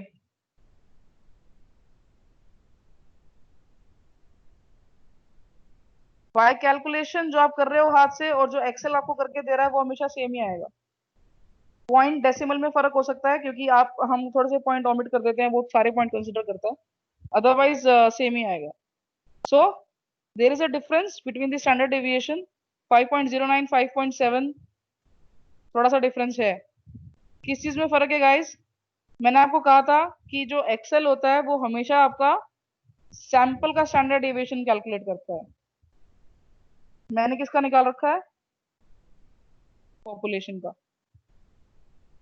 म्यू इज पॉपुलेशन का मीन, पॉपुलेशन का ये सारा स्टैटिस्टिक्स मैंने पॉपुलेशन पे काउंट किया है, ठीक है। वो आपका स्टैंडर्ड डेविएशन दे रहा है सैंपल के हिसाब से, छोटे के हिसाब से, n-1 के हिसाब से। तो हम क्या करेंगे, इसको n-1 कैलकुलेट करते हैं। n-1 will be 4। क्या आप सेम है?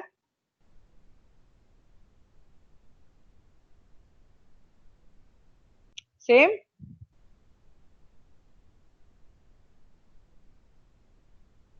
आप उसको खुद कैलकुलेट कर रहे हैं और आप उसको सॉफ्टवेयर के थ्रू कैलकुलेट कर रहे हैं, आपके आंसर्स हमेशा सेम ही आएंगे, सेम ही आने चाहिए, ठीक है। अगर इसको मैं SPSS में कैलकुलेट करूं तब भी इसका आंसर सेम ही आना चाहिए।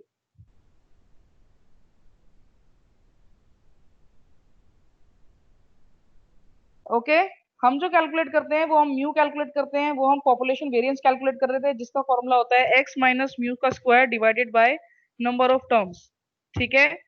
जो सैंपल का वेरिएंस होता है, जो मैंने आपको सैंपल का वेरिएंस इसमें दिखाया था पीपीटी में, उसका फॉर्मूला है n-1, ठीक है। n-1 जैसे ही मैंने किया मेरा आंसर एक्सेल के बराबर ही आ गया, सेम आ गया। which means कि जो आपके सॉफ्टवेयर्स होते हैं, जो आपका एक्सेल है, वो आपका standard deviation sample wise calculate करता है, पॉपुलेशन वाइज नहीं कैलकुलेट करता है, and which is right. we always go from sample to population to make generalizations. We do not generalize sample according to the population. Do I make sense? Shall I repeat?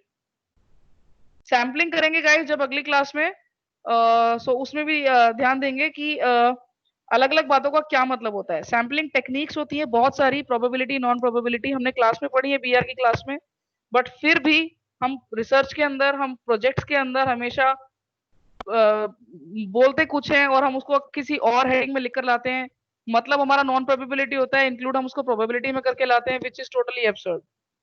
when we study some of the research papers, sampling इतनी refined होती है लोगों की, and trust me, अच्छे से अच्छे journal में जब आप पेपर छापते हैं, अच्छी से अच्छी जगह जब आप अपनी रिसर्च करते हैं, आप अपने कंपनीज में जाएंगे रिसर्च एनालिस्ट की प्रोफाइल पे, if you are not aware about how to choose your sample right, you just cannot do anything. And how do you arrive at that sample is of prime question.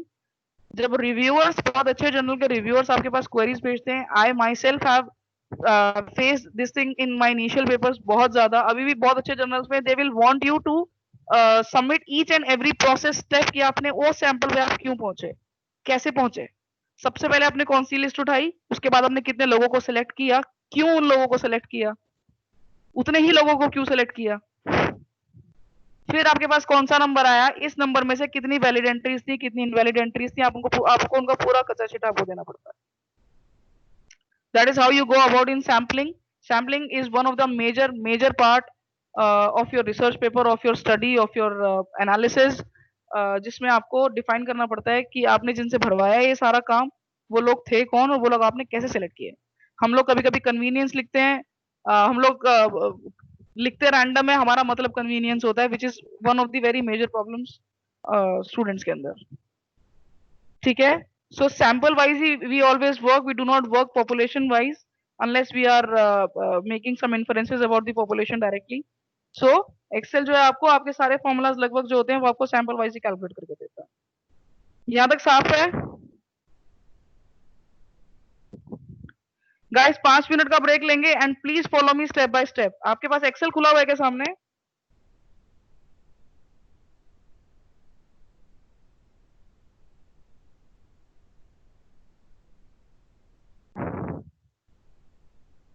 Excel file है सबके पास laptop पे?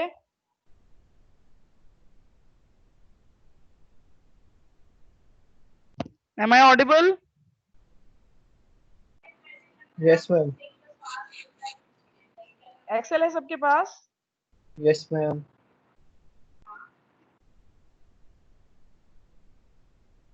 अगर तुम मुझे chat पे लिख रहे हो सब कुछ तो मैं बार बार चैट नहीं पढ़ सकती हूँ बीच में। एक दो बार म्यूट खोल के जवाब दे सकते हो।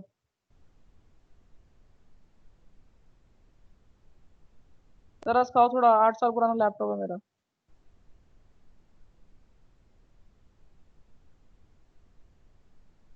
Guys, please, you don't have to sit like dirts and zombies and you just, listening Ram Katha by Pandit ji and we will just go back and we will forget कि हाँ चलो कुछ था, देख लेंगे जब पढ़ेंगे तब देख लेंगे, जब करने बैठेंगे ना तब देख लेंगे। ऐसे नहीं होता है, अभी करना है, अभी अभी करना है तो अभी अभी बैठेंगे,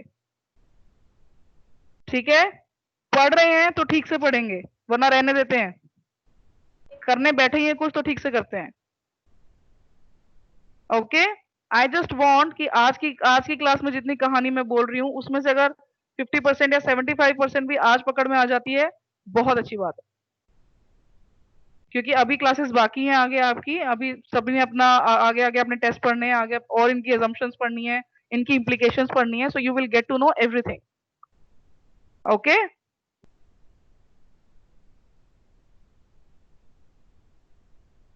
आपके पास एक्सेल खुला हुआ होगा आपके पास लैपटॉप पे, आपको बस एक काम करना है, डेटा फील्ड के अंदर डेटा एनालिसिस किस किस के पास आ रहा है प्लीज मुझे देख के बताएंगे।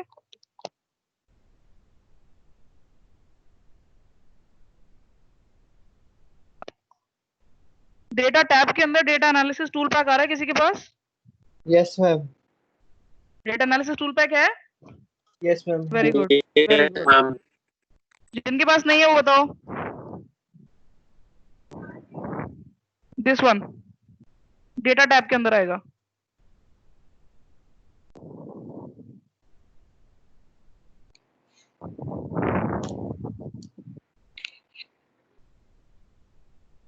नहीं है कोई प्रॉब्लम नहीं है, ऑफिस बटन में जाएंगे, this is your office button,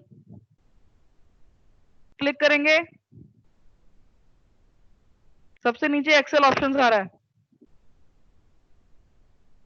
Excel options पे क्लिक करेंगे, एड-इन्स आ रहा है साइड में,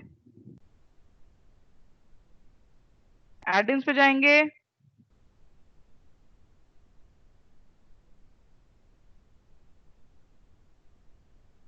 और लास्ट में मैनेज में आपका एक्सेल एड-इन्स बाय डिफॉल्ट होगा, एंड गो पे क्लिक करेंगे। उसके बाद गो पे जाएंगे, आपका एक डायलॉग बॉक्स खुलेगा, सबसे पहला उसमें आ रहा है आपके पास एनालिसिस टूल पैक, इसका चेक बॉक्स को टिक करेंगे and okay, you will get your analysis tool analysis वाला box in data field. Data वाले टैब में आपको डेटा एनालिसिस का आइकन आ जाएगा।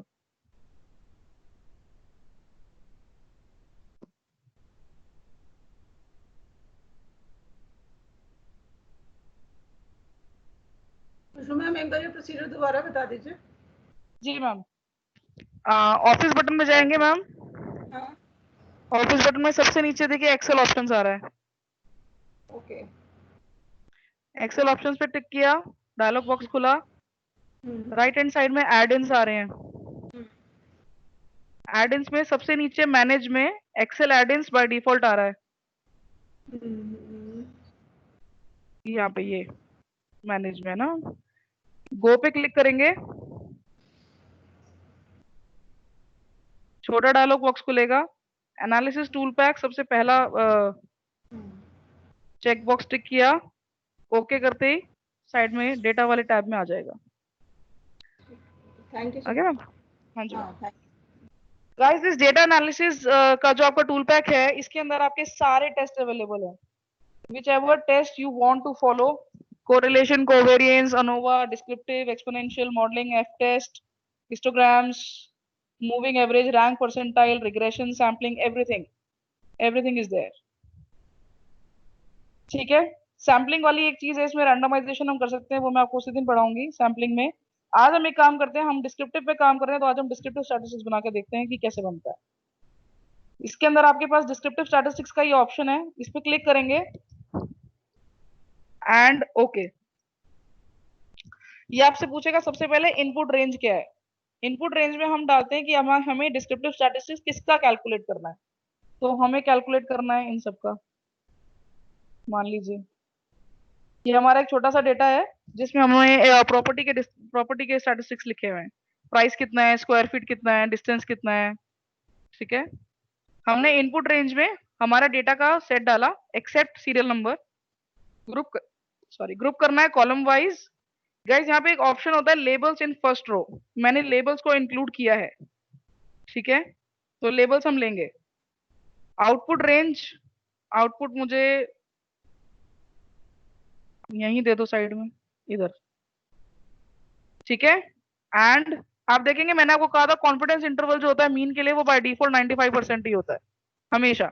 एक्सेल में भी इतना ही मिलेगा आपको एसपीएसएस में भी इतना ही मिलेगा। 95% is the most used and is the most valid legitimate interval to use. ठीक है, इसकी फिलहाल हमें जरूरत नहीं है लेकिन, और हमें चाहिए समरी स्टैटिस्टिक्स पे हम चेक बॉक्स को टिक करेंगे and we will do okay.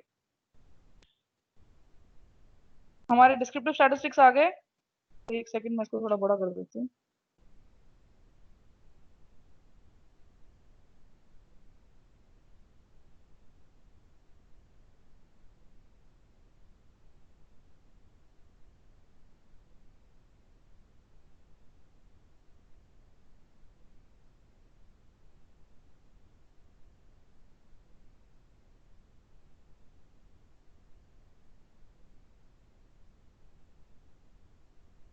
Visible है गाइस सबको? आप देखिए आपका मीन आ गया है, स्टैंडर्ड एरर, मीडियन आ गई है आपकी, मोड है आपका। इस वाले में मोड नॉट अवेलेबल है क्योंकि कोई भी वैल्यू दो बार रिपीट नहीं हो रही होगी। ठीक है, स्टैंडर्ड डेविएशन मैम आपका आ गया है। मैम जो आपने डेटा लिया है वो डेटा वाली एक्सेल फाइल तो नहीं है? बेटा मैं भेज दूंगी इसको, आप एक बार बस स्टेप्स नोट कर लो फिर इसको खुद करके देखना। Okay ma'am. ठीक है, बस स्टेप्स नोट कर लो, और अगर स्टेप्स में भी नहीं कहीं अटक गए हो या नहीं कोई ध्यान दिया तो मुझे बता देना, I will do again. Okay. ठीक है, स्क्यूनेस कर्टोसिस गाइस हम कल करेंगे इनको दोनों को। रेंज हमारे पास आ गई, minimum maximum sum count, all descriptives are here. कल मैं आपको एक बार बताऊंगी कि ये एसपीएसएस पे भी इतने ही आते हैं और एसपीएसएस पे भी बिल्कुल सेम ही स्टैटिस्टिक्स आते हैं। Sometimes we have this in our mind कि एक्सेल पे कहीं अलग ना आ रहा हो, एसपीएसएस पे कहीं अलग ना हो रहा, ऐसा नहीं है। अगर आपका डेटा सेम है, आपका करने का तरीका ठीक है, तो दोनों तरफ आपका जो रिजल्ट है वो सेम ही आएगा। अदरवाइज कंप्यूटर में हम एक टर्म बोलते हैं garbage in garbage out. Manual errors अगर आप करोगे, गार्बेज दोगे तो गार्बेज ही निकलेगा। ठीक है, unless you are not making any kind of manual errors, आपके रिजल्ट हमेशा सेम आते हैं, रिग्रेशन के, अनोवा के, टी टेस्ट के, कोरिलेशन के, हर चीज के। कोरिलेशन भी हम कल करके देखेंगे। ठीक है, ये मोटे मोटे आपके डिस्क्रिप्टिव स्टैटिस्टिक्स आ गए, इनको आप कंपेयर कर सकते हो। अब हमें मान लीजिए निकालना है रैंक और परसेंटाइल। परसेंटाइल हमने कैलकुलेट की थी, हमने प्राइस का डेटा उठाया यहाँ से, प्राइस वाला ये हमने कॉलम उठाया, अलग इसको हमने पेस्ट कर लिया। यहाँ क्यों नहीं कर सकते, यहाँ करने की भी एक प्रॉब्लम है। अगर आप यहाँ कैलकुलेट करेंगे तो इट रिपीट्स ऑल वैल्यूज, उसको ट्राई करके देखना आप, usually we take it separately. ठीक है, हम गए अपने डेटा एनालिसिस के टूल पैक में, हमने कहा हमें चाहिए रैंक और परसेंटाइल, ये रहा हमारा रैंक और परसेंटाइल। ठीक है, ओके। आपसे पूछेगा इनपुट क्या लेना है, इनपुट मैंने लिया ऊपर से प्राइस पूरा, कॉलम वाइज ग्रुप कर दिया। लेबल्स है मेरे फर्स्ट रो में, मैंने लेबल लिया हुआ। अगर ये फर्स्ट रो का इंक्लूड आप नहीं करोगे, मान लीजिए अगर मैं नहीं लूं या मैं ये प्राइस हटा दूं यहाँ से, तो ये फर्स्ट रो को हमेशा लेबल वाइज ही कैलकुलेट करता है। अगर आप मान लीजिए आपने यहाँ प्राइस नहीं लिखा है, नंबरों से डायरेक्ट स्टार्ट किया है, तो ये इसको लेबल ले लेगा, तो ये वैल्यू आपकी एक्सक्लूड हो जाएगी। सो इट इज एडवाइजेबल कि आप ऊपर लेबल डालें और इसको सेलेक्ट कर लें। आउटपुट रेंज, मुझे आउटपुट चाहिए यहीं साथ में, इधर दे दो। No no no no no no, input तो यही है, इनपुट यही है, आउटपुट ये। ठीक है, एंड ओके। हाँ जी, ये गाइस आपका डेटा उसने सबसे पहले ऑर्गेनाइज किया डिसेंडिंग ऑर्डर में।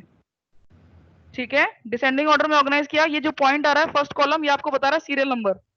देखो 153 पहले नंबर पे है ना वहां पे, इसलिए आपको सीरियल नंबर इसने ऐसे ऑर्गेनाइज कर दिया कि आपका कौन सा वाला सीरियल नंबर कहाँ कौन से नंबर पे पहुंच गया। So this is serial number rearranged, this is your price arranged in descending order, this is your rank, rank दे दिया उसने सबको, and this is your percentile, this is not percent, this is percentile.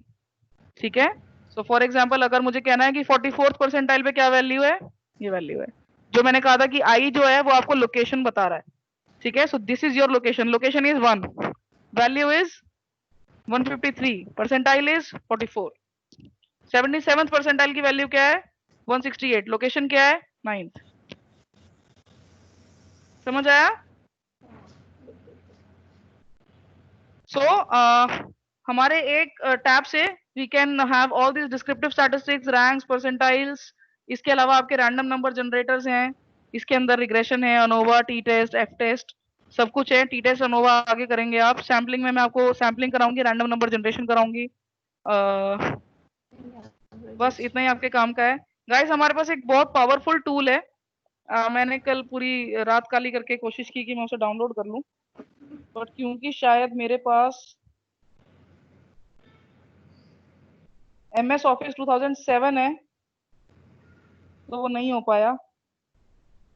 हालांकि मुझे ये लग रहा है कि अब ये पेड है, क्योंकि बहुत कहानी पढ़ने के बाद मुझे समझ आया कि शायद जो ऑथर है उसने अपनी बुक के साथ इसकी सीडीज इंक्लूड कर दी हैं अब, और उसमें ही is giving them paid. MegaStat करके एक एड-इन आता है एक्सेल का, जैसे हमारे पास ये डेटा एनालिसिस वाला एक्सेल आया ना, ऐसी डेटा में नीचे आ जाता है यहाँ पे मेगास्टैट, लेकिन ये हमें गूगल से डाउनलोड करना पड़ता है। ठीक है, it is such a powerful tool, it can distribute your data into class frequencies, class intervals, frequencies आ जाएंगी, हिस्टोग्राम्स बन के आ जाएंगे अकॉर्डिंगली।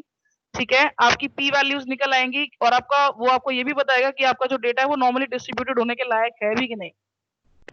ठीक है, by the means of those significant values. I tried to download this, I have seen, I know how does it work, I know it's working, but I was unable to download it. After much of the FAQs and blogs मुझे समझ आया कि शायद 2007 जो version है MS office का, उससे ऊपर वर्जन पे ये काम करता है।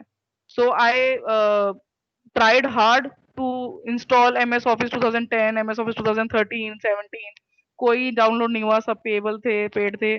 So I just I spent almost 4 to 5 hours and too many GBs of data I spoiled in doing this, and ultimately I concluded कि शायद मेगास्टैट जो था वो है जो उनकी बुक के साथ आ रहा है। But still if you have MS office का वर्जन 2007 से ज्यादा वाला, तो आप प्लीज एक बार इसको डाउनलोड करने की कोशिश करना। मेगास्टैट, डाउनलोड मेगास्टैट फॉर एक्सेल, जो भी आपका वर्जन है उसके लिए। ठीक है, 2-3 वेबसाइट्स आएंगी, 10.1, 10.3 इसके लेटेस्ट वर्जन हैं। 9.1 करके भी है, वो बहुत पुराना है, उसको छोड़ देना। ठीक है, ये इसके लेटेस्ट वर्जन हैं। आप इनको डाउनलोड अगर किसी का हो जाएगा तो इसको एड इन में कैसे ऐड करते हैं that I will tell you, उसका अलग प्रोसेस है। ये आपके डेस्कटॉप पे डाउनलोड होगा अगर किसी का डाउनलोड हो जाता है तो, अदरवाइज जहां तक मुझे लगता है अब ये पेड है। ठीक है, so it is a very powerful tool. आपका normal distribution curve, probabilities and histograms, frequency distribution, जैसे आपका ये डेटा है, हम इसको डिस्क्रीट डेटा या हम इसको भी नॉर्मल डेटा की तरह बात कर रहे हैं, अनग्रुप डेटा की तरह बात कर रहे हैं। इसको ग्रुपिंग करनी है, इनकी क्लास फ्रीक्वेंसीज बनानी है, ये क्लास फ्रीक्वेंसीज भी सब अपने आप बना देता है। या आप डिफाइन कर दो कि 10 में डिवाइड करना है, 100 में डिवाइड करना है, it will make your class frequencies. So descriptives के लिए और दूसरे टेस्ट के लिए this is a very powerful tool. So you please आज ट्राई कि अगर ये आपको डाउनलोड होता है तो। ठीक है गाइस, आज जो किया उसमें कोई डाउट किसी को?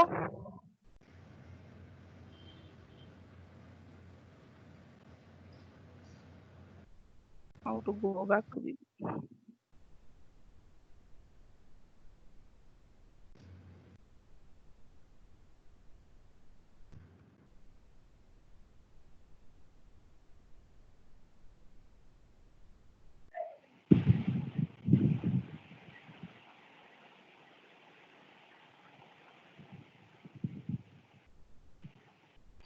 कोई डाउट किसी को जो आज हमने टॉपिक्स कवर किए, standard deviation, mean, median, mode, percentile, quartile, no ma'am. ऐसी कोई चीज जिसमें किसी को डाउट हो, कोई क्वेश्चन समझ नहीं आया हो, किसी चीज का मीनिंग समझ नहीं आया हो?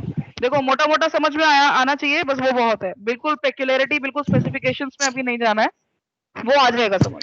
ठीक है, जैसे क्लासेस प्रोसीड होंगी या पर्सनल अगर किसी को पढ़ाई करनी है, we can do that. But ये इन सब बातों के मतलब क्या है, हम क्यों यूज करते हैं, किसकी लिमिटेशन की वजह से, कौन सी चीज हमने ज्यादा यूज करनी है, किस मेजर का क्या मतलब है, सेंट्रल टेंडेंसी के मेजर्स क्या है, वेरिएबिलिटी के मेजर्स क्या है, कल हम शेप के मेजर्स करेंगे, स्क्यूनेस कर्टोसिस करेंगे, उन सब के मतलब क्या है। आज तक वाला सब वो है, क्लियर है गाइस? मैम एक बार मीडियन हाँ हाँ हेलो मैम, मीडियन का डिसएडवांटेज समझ नहीं आया। स्लाइड में लिखा था कि ऑर्डिनल होना चाहिए डेटा, एक बार वो वाला बता दीजिए। मीडियन का बच्चे डिसएडवांटेज, मीडियन का डिसएडवांटेज ये है कि वो सारे पॉइंट्स को कंसिडर नहीं करता, लाइक एवरेज। ठीक है, it is only talking about the central value. So जब हमारा डेटा ऐसा है जिसमें हमें सिर्फ सेंट्रल वैल्यू से ही कंसर्न है, हमें सिर्फ उतनी वैल्यू से फर्क पड़ता है, तो हम मीडियन कैलकुलेट कर सकते हैं। जब हमें एक्सट्रीम्स पे जाने की कोई जरूरत नहीं है। Some of the measures are working on extremes like range, some of the variables are some of the measures are working on the median, the center like median. कुछ जो है वो हमारी काम कर रही है ऑल वैल्यूज पे। मीन जो है वो हमारा हाईएस्ट मेजर है सेंट्रल टेंडेंसी का, क्योंकि वो सारी वैल्यूज को कंसिडर करता है। Median is only focusing on the central values, range is only focusing on the extreme values. Still mean का भी अपना डिसएडवांटेज है कि वो अगर आप वैल्यूज हाई करेंगे, लो करेंगे, तो वो एक सेंट्रल वैल्यू उनकी दे देता है, एवरेज कर देता है, सभी पॉइंट्स को एवरेज कर देता है। ठीक है, सो हमें डिस्पर्जन पता नहीं चलता। जैसे हमने उस ग्राफ में देखा जो हमारा नॉर्मल डिस्ट्रीब्यूशन वाला था, म्यू सेम है, मीन सेम है सेंटर में, लेकिन डिस्पर्जन सारे ग्राफ के अलग है। सो डिस्पर्जन के लिए फिर हम जाते हैं मेजर्स ऑफ वेरिएबिलिटी पे, जिसमें हम स्टैंडर्ड डेविएशन कैलकुलेट करते हैं। Okay ma'am, thank you. ठीक है गाइस, कल हम लोग करेंगे स्क्यूनेस कर्टोसिस, और एक बार अगर टाइम बचेगा तो आई विल शो यू कि एसपीएसएस में डिस्क्रिप्टिव्स और स्क्यूनेस